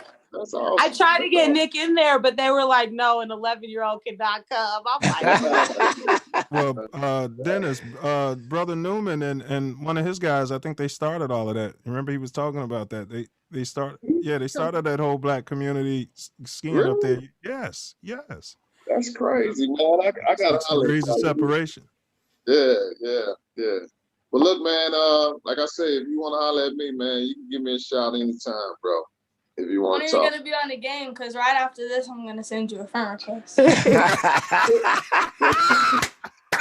Wait, and do you have Madden 21? Yeah. Hey, Lil Nick, don't give your tag because you're a minor, right? But have your mom give it to me, and I'll let him know which one to look out for because we're on the internet. So after the show, your mom will send me your tag, and then I'll send it to my brother, and then he'll know when he gets your friend invite that it's you because we don't want the trolls. Who's the troll? Yes, thank you very much. He thinks I'm crazy when I tell him not to have his location on stuff, but Mama's on it. I know what happened. Yeah. Trolls. No. Hey, Big Dan, you got something to say? But I love you for this, bro. You know that. No doubt. And me No doubt, and man. wifey, we coming and we're gonna sleep on the we're gonna come sleep in the guest room, and we probably won't leave for some time. So. It's all good. It's all good. Okay, one thing before you leave. Yeah. Just know that you made my day, and I never thought that I'll meet a former or playing NFL player. And next time, if it's daytime, can you go get Derrick Henry for me? Hey, hold on. Why don't you give me a call? I think Friday. Give me a call Friday. I'll be around. Probably about 10 of them. Will be in Atlanta. Whoa. So just give me a call about Friday, probably about 6. Well, probably about 7 or something. Well, what time zone? What time zone? Because he's in Mountain Zone. So what time zone are you talking He's in about? Central if he's in Atlanta. Well, no, that's Atlanta. Is it? No, Atlanta's Eastern, I believe. Yeah. Yeah. So I'll be on Eastern, but just give me a holler around. Like to give my number, Mills. And, All right. And I'm gonna try to have a video on. Thank you. No doubt. All right, yo, Mills. Thank you. Have a blessed night. Whoa. One last thing. No, what college should he go to? Quit playing, man.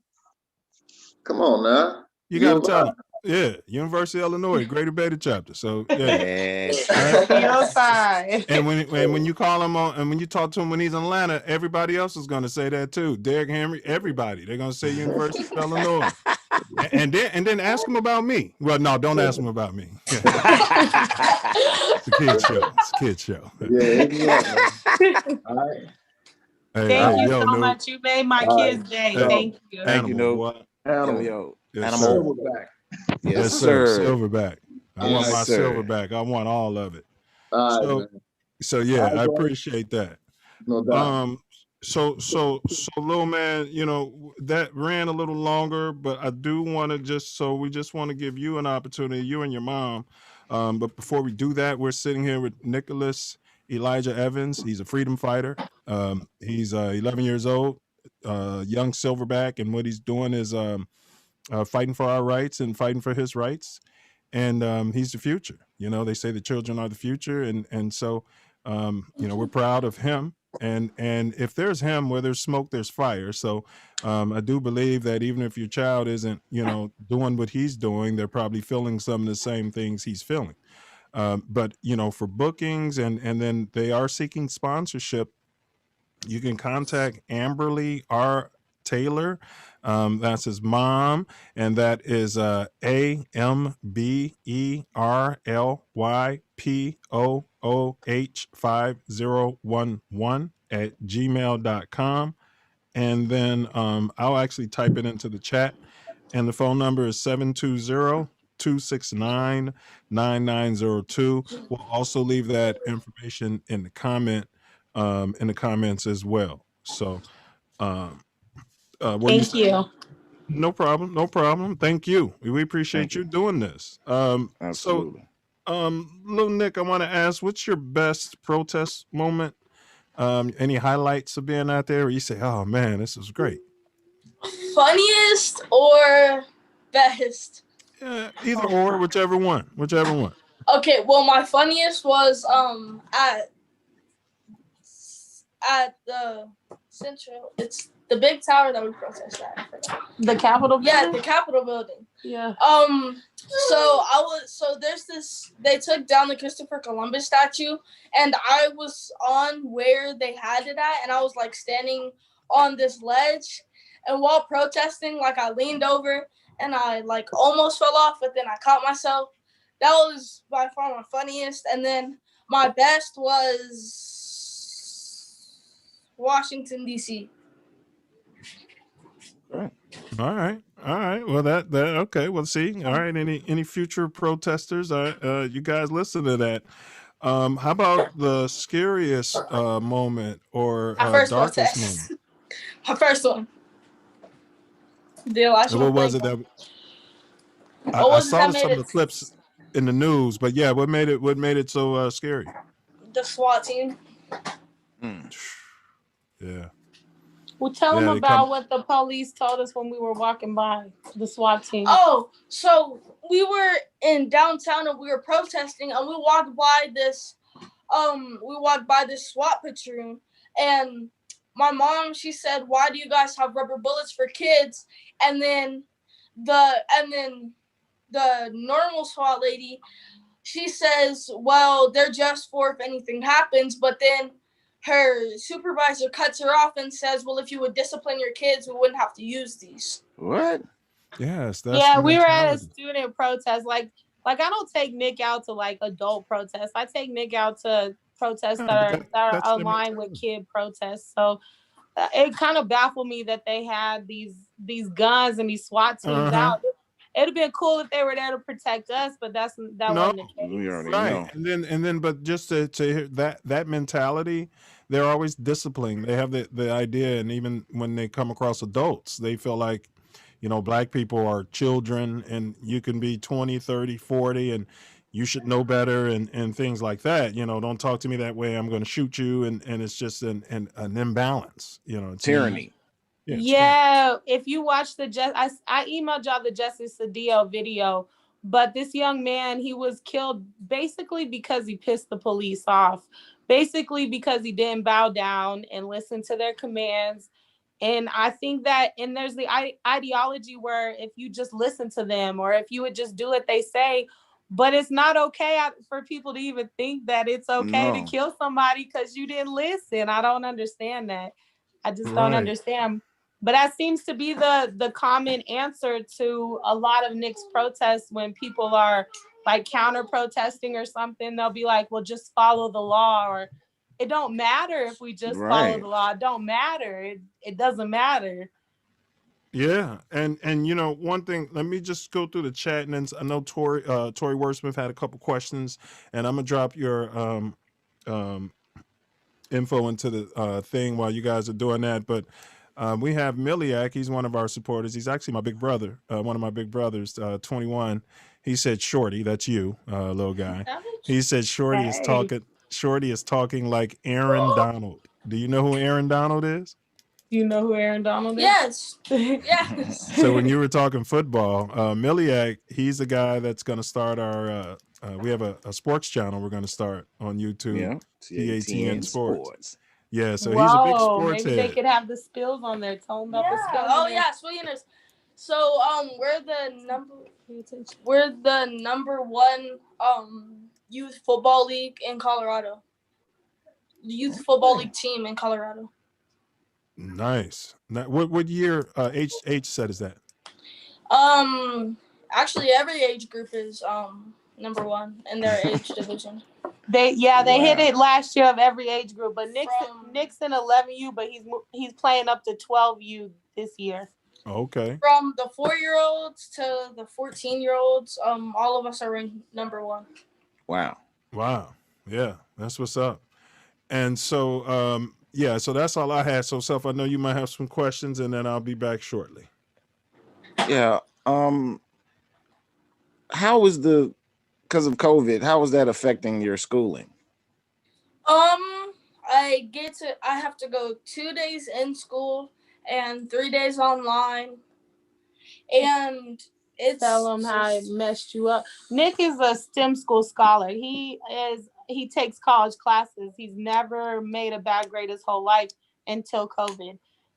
He has 3 Fs. He can't catch up. They have him on a program that I'm using in law school to go to school on.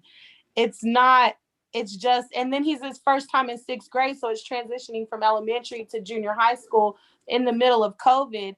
And then on top of it, he's at a school that was just shot up where students were killed at. He goes to Highlands Ranch STEM School. So about every week they have these drills. Tell them about the drills. So they have the drills and they consist for an hour or 2, depending on what classroom you're in. So the teachers take it lightly, like as a joke. When some of the children at my school, they like are about to cry, how scared they are. And so one time I was in my language arts class and we had one, and we all went into the corner as if it was a real thing. And the policemen that came knocked on the door to check, and then they opened the door. And my teacher, she laughed and said, "Good thing that we're the first classroom." Wow. I didn't hear about no the shooting or anything, but you know, I'm not one to be on the news or watching the news and any of that. So wow. Yeah, so COVID has completely changed Nicholas's scholar pathway. It's changed it a lot. Well, just stay open-minded, and you're built for this. So you can catch up. You will catch up. You will succeed. It's in you. You are built for this, bro. And you can't tell me nothing different. So don't let anybody discourage you or tell you any different than you are a genius. Okay? Thank you. Display it. He owned up to that mistake at his last rally, where he called out to our new elected president and vice president, saying that if he knew at 11 years old that he made a mistake, because he's already came up with a game plan of how to catch up.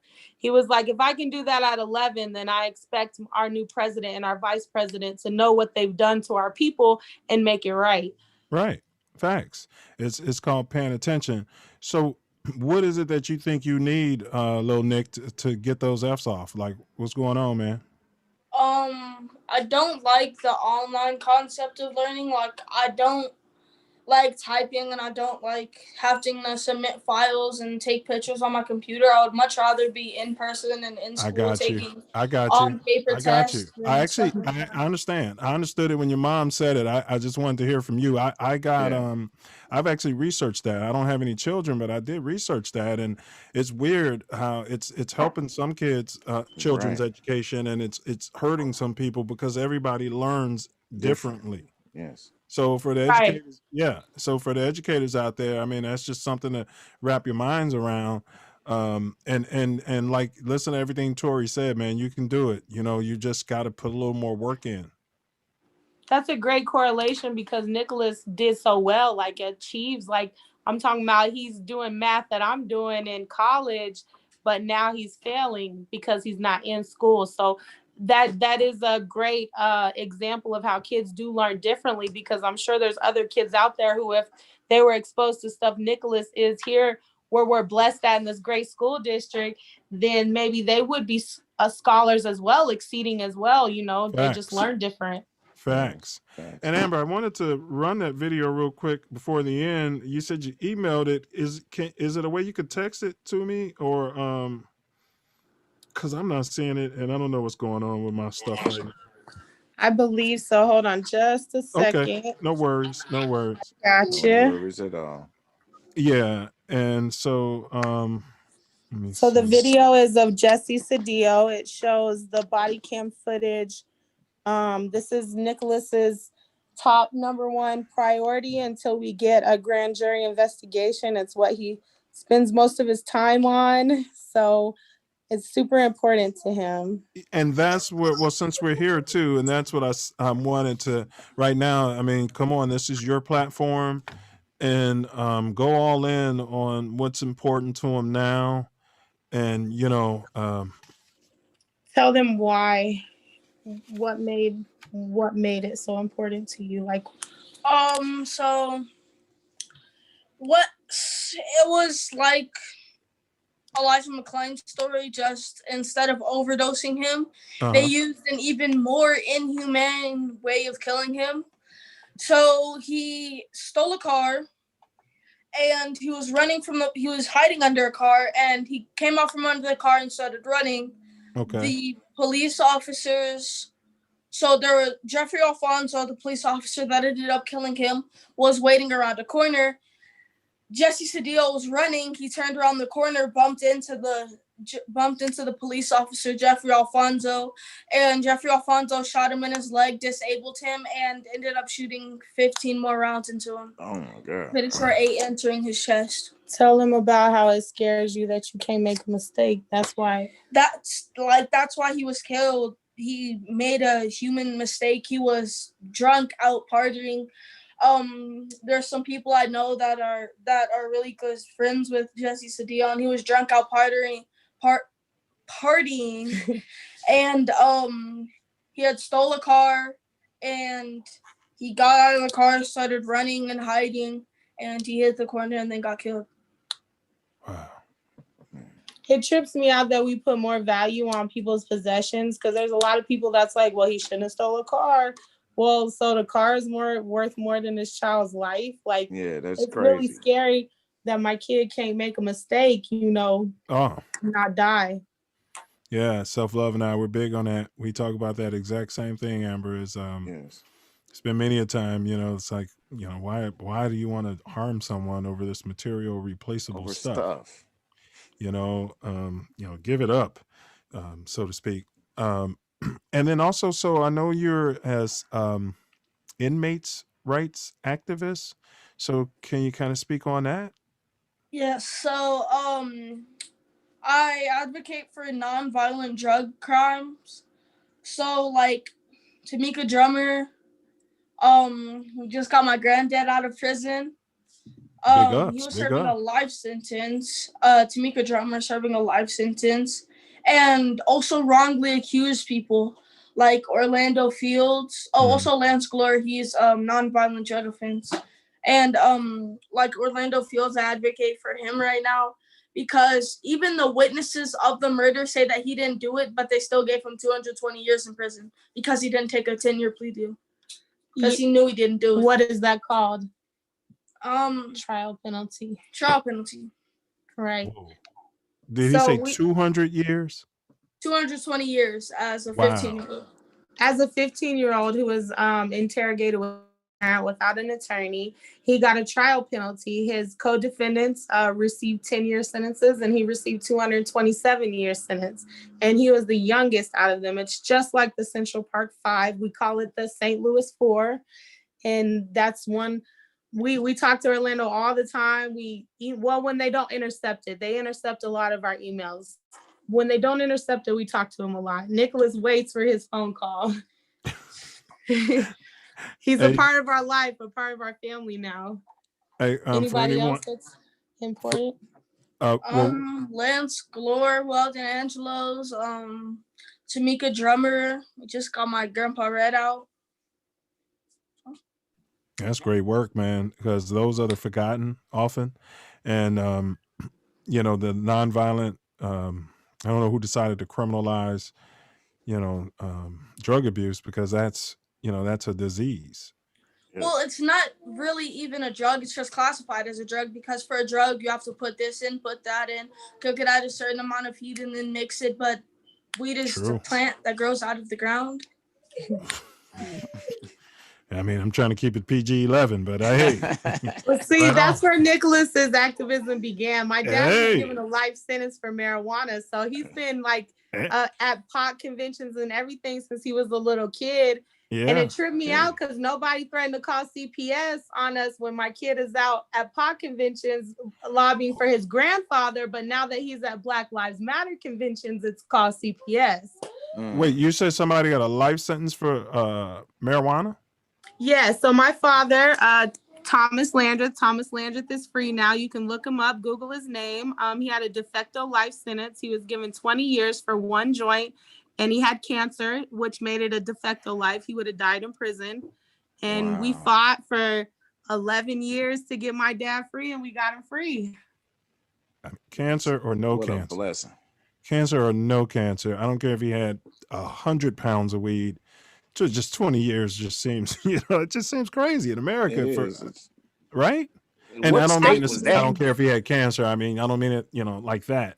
No, yeah, we get what you're saying. With a We joint. agree. It shouldn't matter with a joint. I mean, right? Especially since he has Absolutely. cancer. I mean, Right. Well, personally, we believe that all drugs should be decriminalized, that you should not criminalize a mental illness, that addiction is a mental illness, and we know that. You should not criminalize a mental illness, but that's on the, Nicholas has a whole list. We try to knock one off before we go full into the next one, or else they'll have me all over the world.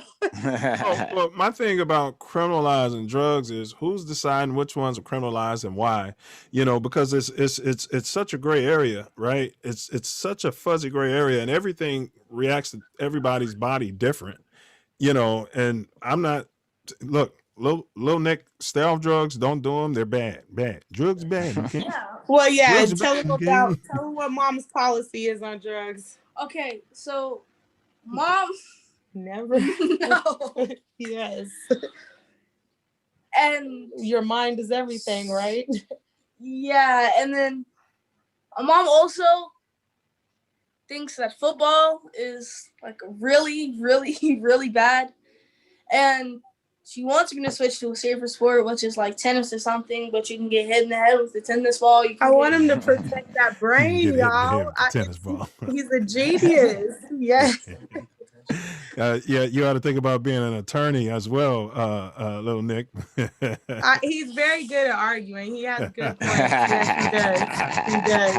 But I thought he was I give him a spiel about drugs all the time, that it doesn't matter how old you are, that if you have a brain like this, you can't ever damage it. So no drugs. No, none.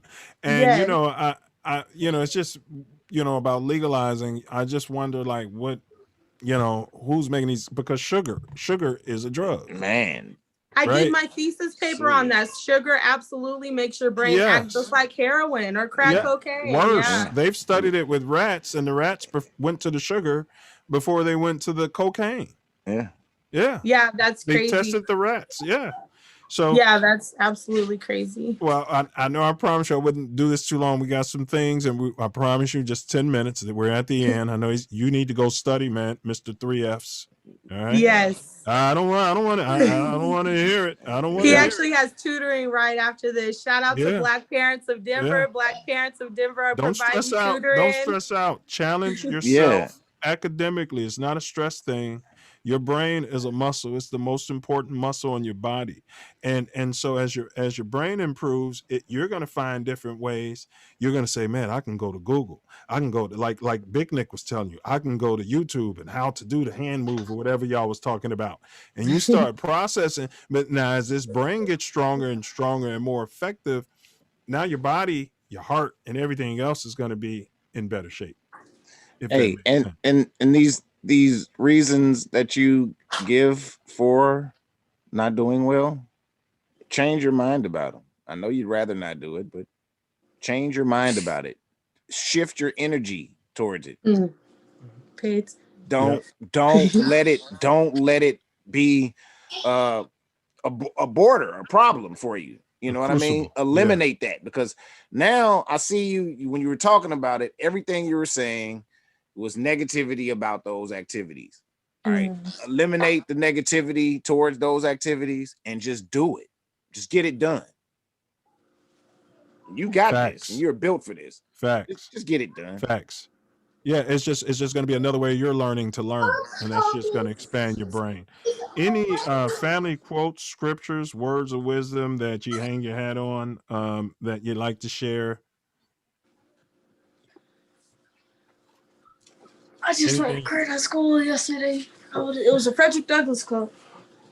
My favorite one is that it's a man's obligation to break a bad law. Okay, so it's Albert Einstein's quote. It's if you judge a fish by its ability to climb a tree, it will live its whole life believing it's stupid. Wow. That's labeling theory right there. I got a psychologist. Wow. That's super dope. That is great. Lil Nick, recommend a book to the Self Love Nation. I'm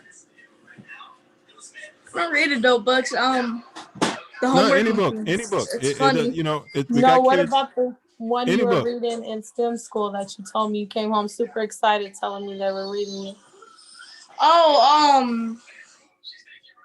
Greek mythology, it starts with the O. It's like you might know it's the Odyssey. Okay, like the Iliad and the Odyssey. Make sure, Lil Nick, you're always reading a book. All right. There's nothing more intimidating to the world than a black man with a book. All right. So make sure you're always reading a book. That's going to help you with your communication. It's going to help you with your vocabulary. It's going to help you with everything. You should always be reading a book. So when someone asks you, what are you reading right now? Boom, you should always be reading something. Can I recommend 2 books? Look, his mentor has a recommendation. So I have 2 books. So The 4 Agreements by Don Miguel Ruiz. Great book. And then also another book would be How to Win Friends and Influence People. I think that's Dale Carnegie, maybe I think it is. I think yeah. Those are 2 great books that have helped me to, continue to be more so a positive mentor towards him and just also the future of America. Man. What about Chad Mark's books that you're reading? Tell him about that. Blood on the Razor Wire. It's kind of like the concept that I don't know which way, I don't know which order it's in. It's either blood is thicker than water or water is thicker than blood. I don't know which way it is around, but it's kind of off of the concept of that. Well, you know where we have him at, Self. This was when you're at somewhere chilling, you're having a good time, the football players were there and everything, and then, how are your grades? Why are you struggling at school? And everything turns bad. So we're beyond all that, Lil Nick, and we're at the fun part. We just want you to know that, and I know you're on it. Education is huge with us. And then Amber will run the video on the next Self Love Show. But these are the quick hits. These are quick answers. These are for Lil Nick, and anybody can answer them. But we'll start with Lil Nick first. Have you ever seen a unidentified flying object? He's in Denver. Yes. Too. See? Okay. All right. We don't want it, All right. Have you ever seen an alien? No. Okay. Have you ever seen? Actually. He said, good one. I think No, I have RH negative blood. It's a family joke. I'm a conspiracy theorist. Yeah, what's the thing about because it's like the rhesus monkey or something. I was looking at the RH negative blood one time and I'm like, oh, yeah. Go into it. It's a deep hole. Go into it. It's super dope and interesting. Yeah. It's a complete rabbit hole. Yes, it is. You'll start watching Ancient Aliens and all that after this. So yes. I've already watched. Yeah. I already watched Alien Theory. I get pulled over. I get pulled over by 12, and I'm telling them, it was the Ancient Alien Theories. I got theories for why I was speaking. Aliens came down in there. Definitely. All right. But if your mom's an alien, what does that make you? Oh. An alien. The spawn of an alien. We haven't had one person to say we only had one person to say they haven't seen an alien. They all answer it in a similar way. All right. Did man ever walk on the moon during the Apollo mission? Based on the footage that you saw. During the Apollo. Yes, back in the 60s. Way back in the olden days. Nope. Now your mentor is saying never did. But I only know space vocabulary, not anything that happened in it. Okay, all right. And he used to want to be an astrologist. See that? Oh, I have a weird and really disgusting fact. Subway might be good for you, but subways recycle air, and 15% of the air in subways is skin because your skin is always setting, so it's dead skin cells that you're breathing in. 15%. Facts. That's all dust is. It's dead skin cells. That's all dust. Most part. Yep. So your mentor said that Because Self Love and I, we say that it didn't happen either. No. How about Well, you, Amber? technically, nothing can touch anything because atoms can't touch, or it would cause a nuclear explosion. You can only feel through your nerves in your atoms, so nothing really has ever touched anything. So he's saying theoretically, he's on your nothing is wavelength. ever Yes, he is. He's on your wavelength, Self. Yes, he is. He's way on your wavelength. No such thing as space either. Space, time, it's all anomalous. So Yeah, Amber, did man Yes. walk on the moon during the Apollo mission? I say no. I know one of the missions was a failed mission where nobody made it back, but I don't know. I feel bad for not knowing my history. I say That's no. all right. I mean, okay. All right. Lil Nick, is there a God? Yes. Okay. We did the book already. Can you recommend your favorite Black-owned restaurant? Or anyone? What was it? It was the thing in St. Louis. The thing that we had to walk past to get to Was the it Sweetie fast food thing in Pies? St. Louis. Yeah, we did go. Yes. Sweetie Yeah, Pies. but he's Sweetie talking Pie. about Sweetie Pies. Yeah, Yeah. Sweetie Pies. Okay, yeah, big ups What's to the Sweetie. name of the caterer? The caterer that comes to all of our events. Oh shoot, you putting us on the spot. We've been thinking for an hour now. Yes. Yeah, I know. Oh shoot. Well, It happens. my husband is our favorite one. My Okay. husband is our favorite cook. Yes. I got you. Yeah, he's probably making dinner now. So Yes. yeah, anything that Lil Nick or Amber or the mentor, anything that we didn't cover that you guys want to discuss before we do the we're going to do a 9 at 9. We play a quick game, Lil Nick, so that's the fun part. So anything that you want to add, or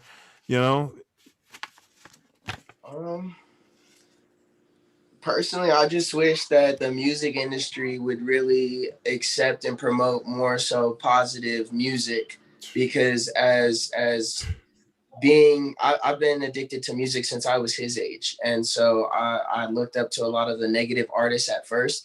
And so then I came across artists like Gizzy Wright, and Kendrick Lamar, J. Cole, artists who were more so revolutionary. Man. And I feel like it for artists such as ourselves to come up with a new wave of music, it sets us apart, but it is a lot harder for us it's like swimming in the ocean, because there's so much negativity and, people don't want to hear it, like the positive stuff that comes out. So like minds attract. So just remember that.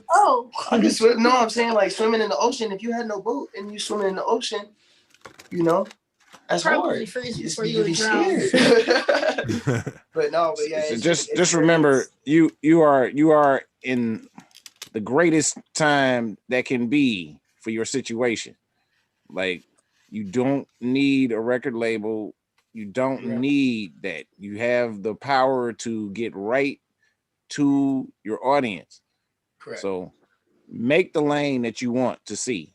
Yes, Make sir. it happen. You got it. It's right there. That's right. And I go by Tree the Truth, by the way. TRRII space the space truth. Say that again for me. So Tree, TRRII space the and space truth. So people kind of compare me to Trey the Truth, but I'm not Trey the Truth. I'm Tree the Truth. So Tell your rap name, Nick. My rap name is Nick With It. Nick with it. All right. Sick with it. You better get with it. That was actually what 52 Cent said. So it's NIC space WIT space IT. No doubt. I'm Tory right. Wordsmith. Yeah, I'm 9 mils. 9 Yeah. mils. 9 Okay. mils. So Can go I ahead, say, Amber. Yeah, I'm if sorry, you got yes. something before we play the game. So as we mentioned earlier, my sister's life was taken a week and a half ago. Her murder is still Goodness. unsolved. There's no arrest been made. So I would like to lobby to the public to reach out to Colorado Springs Police Department and let them know that there are people out here that loves my sister. Her name is Ebonique Futrell. I would like for the public to demand that there be justice in this case. I don't want it to keep going on and on. I want people to say my sister's name. Her life mattered. Her children's life matters. Her name is Ebonique Futrell. Man, and may she rest in peace. And again, really sorry for your loss. One advantage, because I'm a lemons to lemonade guy. Now you have an angel and you have an ancestor. You know. That's right. We already feel her looking out for us. Yes. Yeah. I mean, it's the only way I can, have some sort of sanity. All right, so unless Self Love has something, Lil Nick, we're gonna do the 9 at 9. It's a game. It takes 1 minute, and then we'll get you out of here. All right, so on this 9 at 9, we're going to give you a pair of things. You can say pass. So we're going to give you two things. We might say, a crayon or pencil. And you just say the one that you like the most. And if you just don't want to deal with it, say pass. And the idea is to say the first thing that comes to your mind. You got the instructions? Mm-hmm. All right, here we go. It's called the 9 at 9 Self Love Show. That's right. Soda pop or Kool-Aid? Kool-Aid. NBA Live or NBA 2K? NBA 2K. LeBron James or Michael Jeffrey Jordan? Jeffrey Jordan. Michael Jordan, just because he had a better jump shot than LeBron. Smart kid, really smart kid. Yes. And because he played for Chicago and won 6 chips, never lost, and he won a chip in college, and he won 2 gold medals in the Olympics, and he also won a gold medal when he was still in college. But enough of my Jordan soapbox. Back to the game. Sony, PlayStation, or Xbox? PlayStation. Fortnite or John Madden? Fortnite. Martin Luther King Jr. or Dr. Martin Luther King Jr. or Malcolm X? Pass. Smart. Drake or Lil Durk? Lil Durk. Drill music, Chi-Town in the building. All right. Christopher Columbus or George Washington? George Washington. Pass. Mom says pass. You guys have some talking to do over dinner? Yes. That was a curveball, by the way. All right, here we go. Now, we got Pookie, and he can be, a quote-unquote drill rapper or a street-level thug, or Denver 12. Pass. I don't know. Pookie. All right. iPhone or Samsung Galaxy? iPhone. Here's one for you. Tom Brady or John Elway? John Elway. Wow. All right. You ain't messing around in Denver like that. Huh? All right, that's it. Excellent job. And before we get you out of here, Tory Wordsmith, he's the the oldest brother between he and I and our fraternity. In real life, I'm older than him. So, in real life, I tell him what to do and kick his butt. Nah. But within the fraternity, he tells me what to do and kicks my butt. So, but he's got something to say, you guys, and I'm going to go off cam and shut up. We just really wanted to thank y'all for coming, and we want to present the first annual The Self Love Show Young Silverback of the Year Award. Whoa. This year hasn't even started yet. Whoa. Hey, you'll receive an award certificate, a The Self Love Show t-shirt, and $225 cash for incidentals. Whoa. How does that make you feel, buddy? Stay speechless. The cash. Hey, the cash award was funded by brother James Becken, brother Keith Pullen, brother Dennis Stallings, brother 9 Meals the Terminator, and myself, Tory Wordsmith. Thank you so much. Say it louder. Thank you so much. Thanks for Thank you. what you do, little Yeah, man. he's Yes. speechless. Hey, thanks for what you do. And listen, that was Dennis Stallings that he donated to, and we're gonna bump it up another 25 because I heard something about $250 for something. So it's gonna be, yeah, we're gonna drop it into your mom's Cash App. It's gonna be $250, and you know, you can do whatever it is, man. But hey, little guy, you got to stay focused. One thing, we don't play around. We're about achievement, and Yes. we don't do excuses. Right. All right. I don't want to, rain on the parade right now, but in another 2 years, you're going to be a man. So just make sure, have fun. Fun is enjoying the journey. When you're learning how to play a video game, it's fun because you're a noob. You don't know what you're doing. And then when you master it, you're like, man, I want to get to another level. And that is life.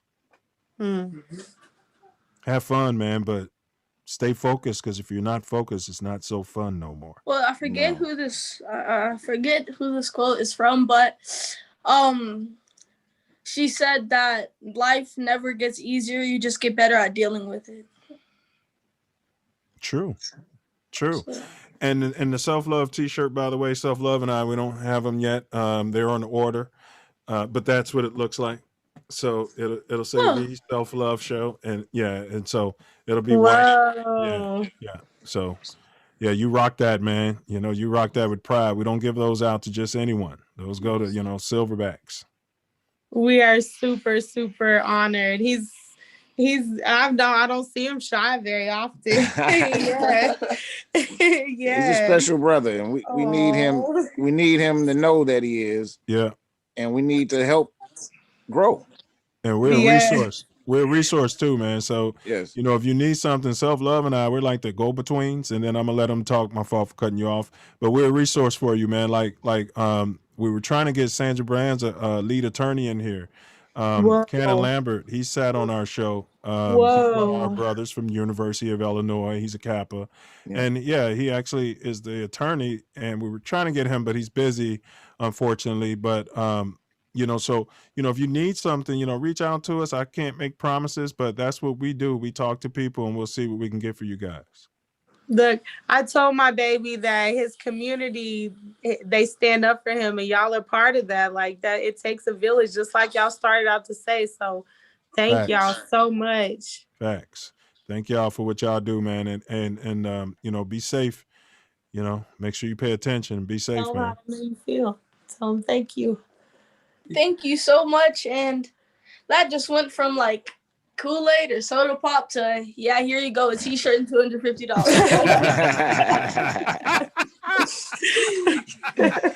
He's like, when are we playing this dumb game? Everybody plays one of those games, and so you'll see. Yeah, we put everything together. We ask everybody the same questions. So you sat there and you sat on the Self Love Show. You're the first kid to go through to sit through the process, man. Whoa. Big ups. Yes, and now we get to have a conversation about who George Washington actually is. Yes. Much needed. That's right. So Christopher Columbus didn't discover America. I don't know if y'all know, but Nicholas goes and protests in Pueblo, Colorado every Sunday. They have the last standing Christopher Columbus statue, and they are also the originator of Christopher Columbus Day. And we are out there every Sunday. We drive 2 hours there, 2 hours back to go protest. Man. I tell you what, when they told me about Christopher Columbus, I raised my hand and I said, so if I had the biggest guns, I can just come to your house and say, I discovered this. Man.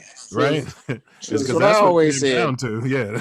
I think I was in 4th grade and they was teaching us that story. And I was like, how did they discover something and they were Indians was here? Right. Yeah. Copper color Aborigines. Yes. They sent me home from school. Yeah. Oh my goodness. That's cold. Well, see, back when he said it, it was still okay to say Indians, but right, we're indigenous people. We are indigenous. Thank you. Right. Yes. No, but right. yes, he knows better than that. I don't even know, but I'm going to clear it up. Yes. Yeah. I was gonna. We didn't. I'm Yeah. from Oklahoma, and we still didn't learn about our true heritage. I didn't learn about it till I was 30 years old, taking anthropology classes.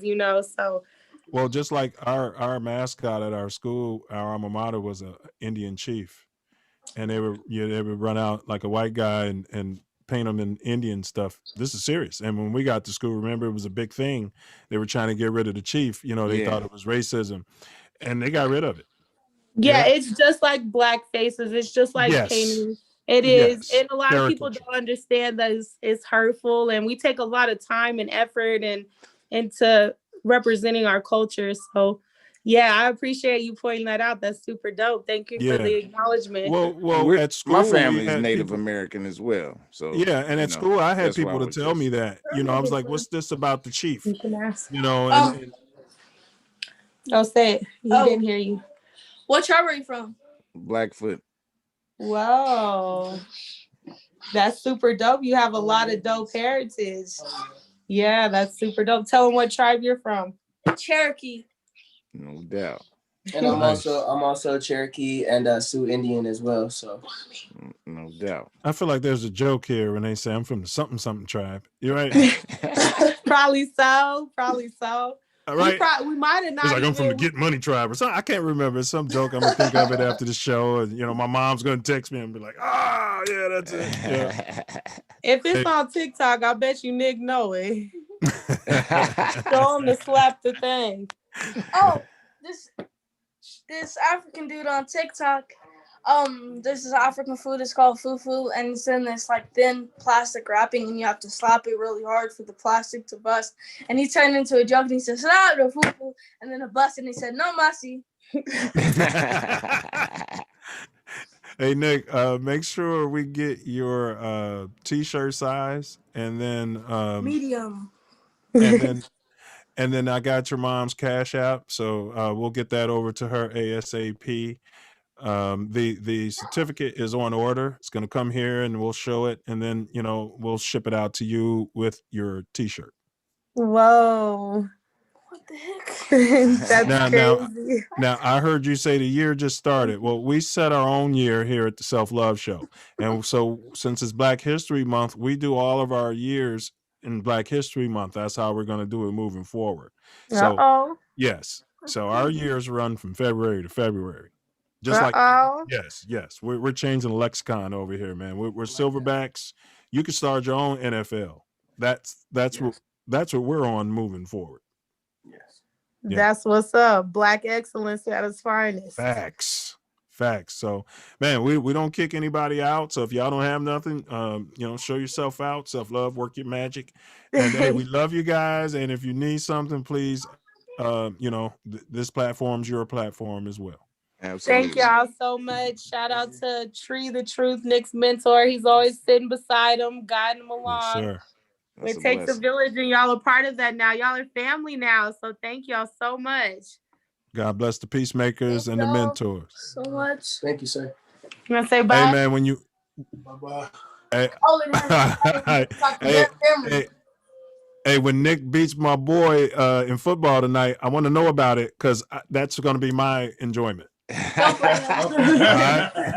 We got you. Yes. Well, y'all have a blessed night. We're going to enjoy the rest of the show. Right. Okay, I appreciate you. Appreciate you doing this. Thank you. Yeah.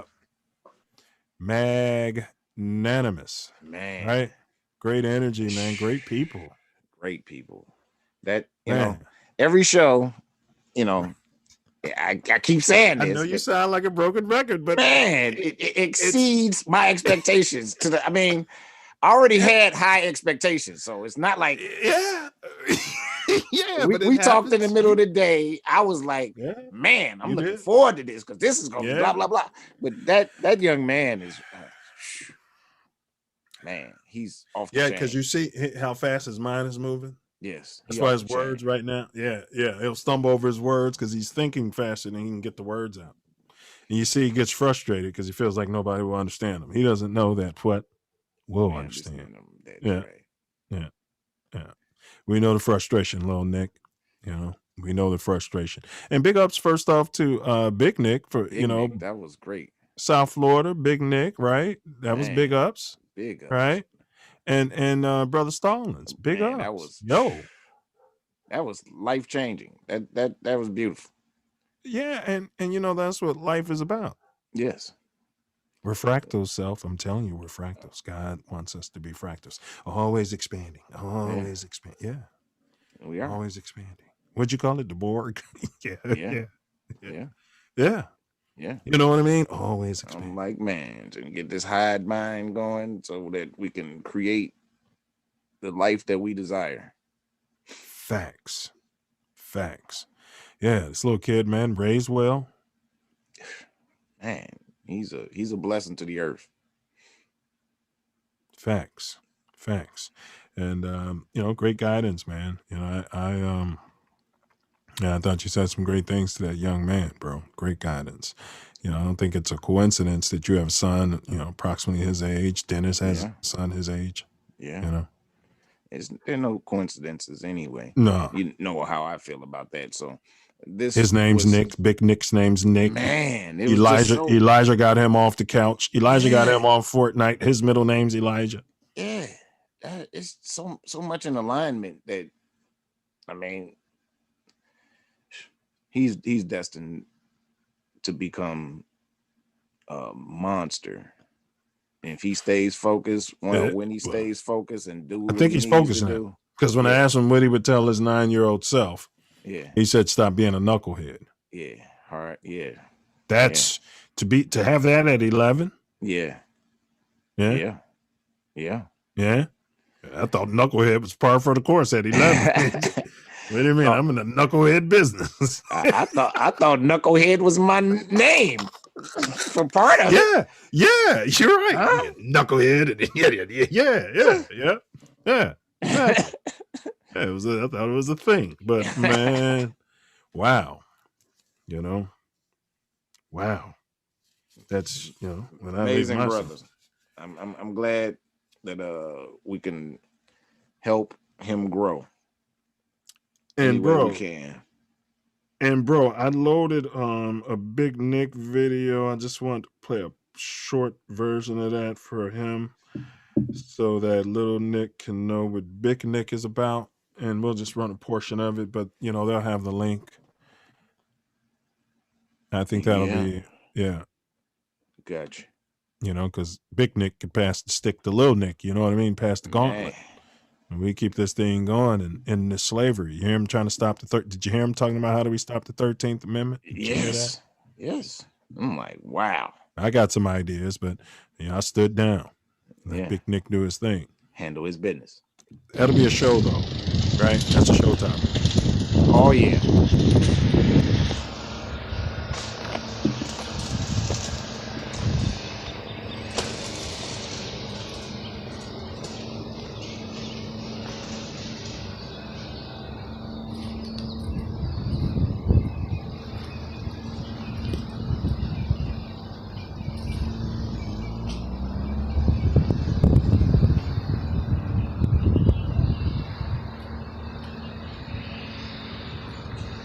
Hey, since you engaged me, can I have your name and your badge number? Since you engaged me, can I have your name and your badge number? Sure, in a minute. Good identification, sir. Have I broken the law? Have I done anything wrong? Have I done anything wrong? What's your name and your badge number? Captain David Wheeler. I need to see your identification, Are you familiar with the Florida Penal Code on presenting ID? I am. Commission of a crime, committed a crime, or about to commit a crime. Which have I done? Suspicious activity, sir. That's not a crime. Is that a misdemeanor or a felony? Is that a misdemeanor or a felony? Is that a misdemeanor or a felony? Loitering and prowling, sir? I know the loitering laws. I'm not loitering. I'm actually conducting a business. So come up with something else. I'm not prowling, having into your property. So let's try another intimidation practice. It's not an intimidation practice, sir. I like to know who you are. Yeah, well, you don't need to know who I am. Lieutenant, why are you, or captain, or whoever you are, why are you approaching me aggressively like this? I'm a citizen. Do you understand that? Do you respect citizens in Florida? Why are you being so aggressive with me? Can you please back up? You have a weapon. I have no weapons. Can you please back up? You're intimidating me, sir. I'm starting to fear. Yeah, that gives them enough of a snippet of what Big Nick be on. Let them know exactly what's going on. Facts.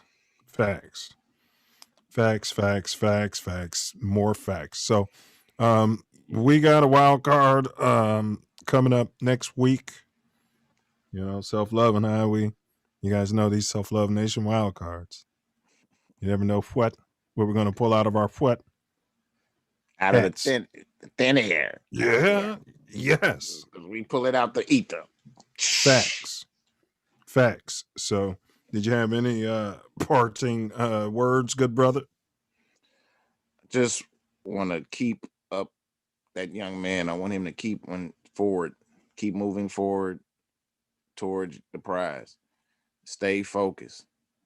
I know it's a lot of distractions, but you got this because you built for it. No doubt. Also wanted to talk about the Self Love Nation and talk about the science of the self. We are all one being. Just as our bodies are made up of as many cells as they are, we are cells of the Creator. Let's get the like-minded ones become organs, like organs. Let's take care of each other. Let's grow each other. Let's expand the Self-Love Nation.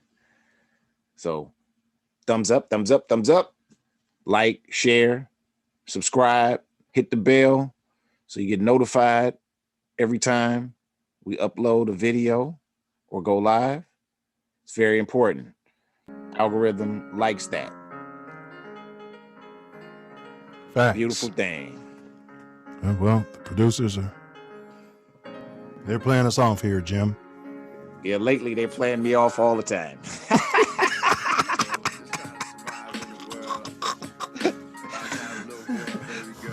Hey, I mean, you know, everybody gets played off. I know. You can scratch that off of your bucket list out there. You got to play it off. Self Love Show every show. Hey, big ups to Common. You know they're gonna ding us for this. You know they dinged us for that Rhyme Fest. Wow. Dinged us. Oh no, they didn't. My bad. Big ups Rhyme Fest. Right. They dinged us for Vlad TV and oh yeah, that was and small ups to Vlad anyway. I shouldn't have been playing a Vlad video anyway, but I was trying to make a point. Right. And it got cut out the video, so cool. Yeah, exactly. I'm like, yeah, cut it. You're right. Yeah, it was bad for the algorithm all the way around. You know, like you got the Baphomet in here. All right. I think that guy's the Baphomet, man. Big ups, small ups to Vlad, small ups to the Baphomet. Here we go. Bullets are boomerangs. Stand your ground. Murder is suicide. An eye for an eye. Silence is violence. See something? Say something. You want to hear that slave theory, self-love? You want to hear some slave theory? Slave theory, right here. Greed plus ego over fear. And well, you got yourself a slave. Man. 24,000 and I'm getting home. Charity plus humility times love is freedom, y'all. Man. Listen, if they're asking you questions, they don't know anything. If you look like me or self-love, and you're just not in jail, they don't know anything. Don't answer questions. You're right. Man. Question everything they trying to tell you. Everything, because they could lie to you. They could lie. All day. And they will lie. Facts. You know they can't lie in some countries. Most developed nations, they're not allowed to legally lie. Well, that would, be correct. Yeah. You know, well, Tory just said that you did it. You know, well, if Tory said that, then I'm gonna lie on him. I mean, here we go. All right, here we go. I mean, come on. You know, really? All right, here we go. Here we go. Fear is an illusion. Vibrate love. Forgiveness plus charity. Well, those are the highest forms of that love. So, do something charitable for an enemy. Hurt people. Hurt people. Healthy people. Heal people. Free Chief Larry Hoover, man. Free Jeff Ford. Free the Chief. Free the guys, man. Prison is slavery. That's flesh. We're going to eradicate that 13th because that's flesh. Yes, sir. Lil Nick. Be like Peter. Walk on water. Move mountains. And, bro, what does it take to move mountains, Anoop? Faith of a mustard seed.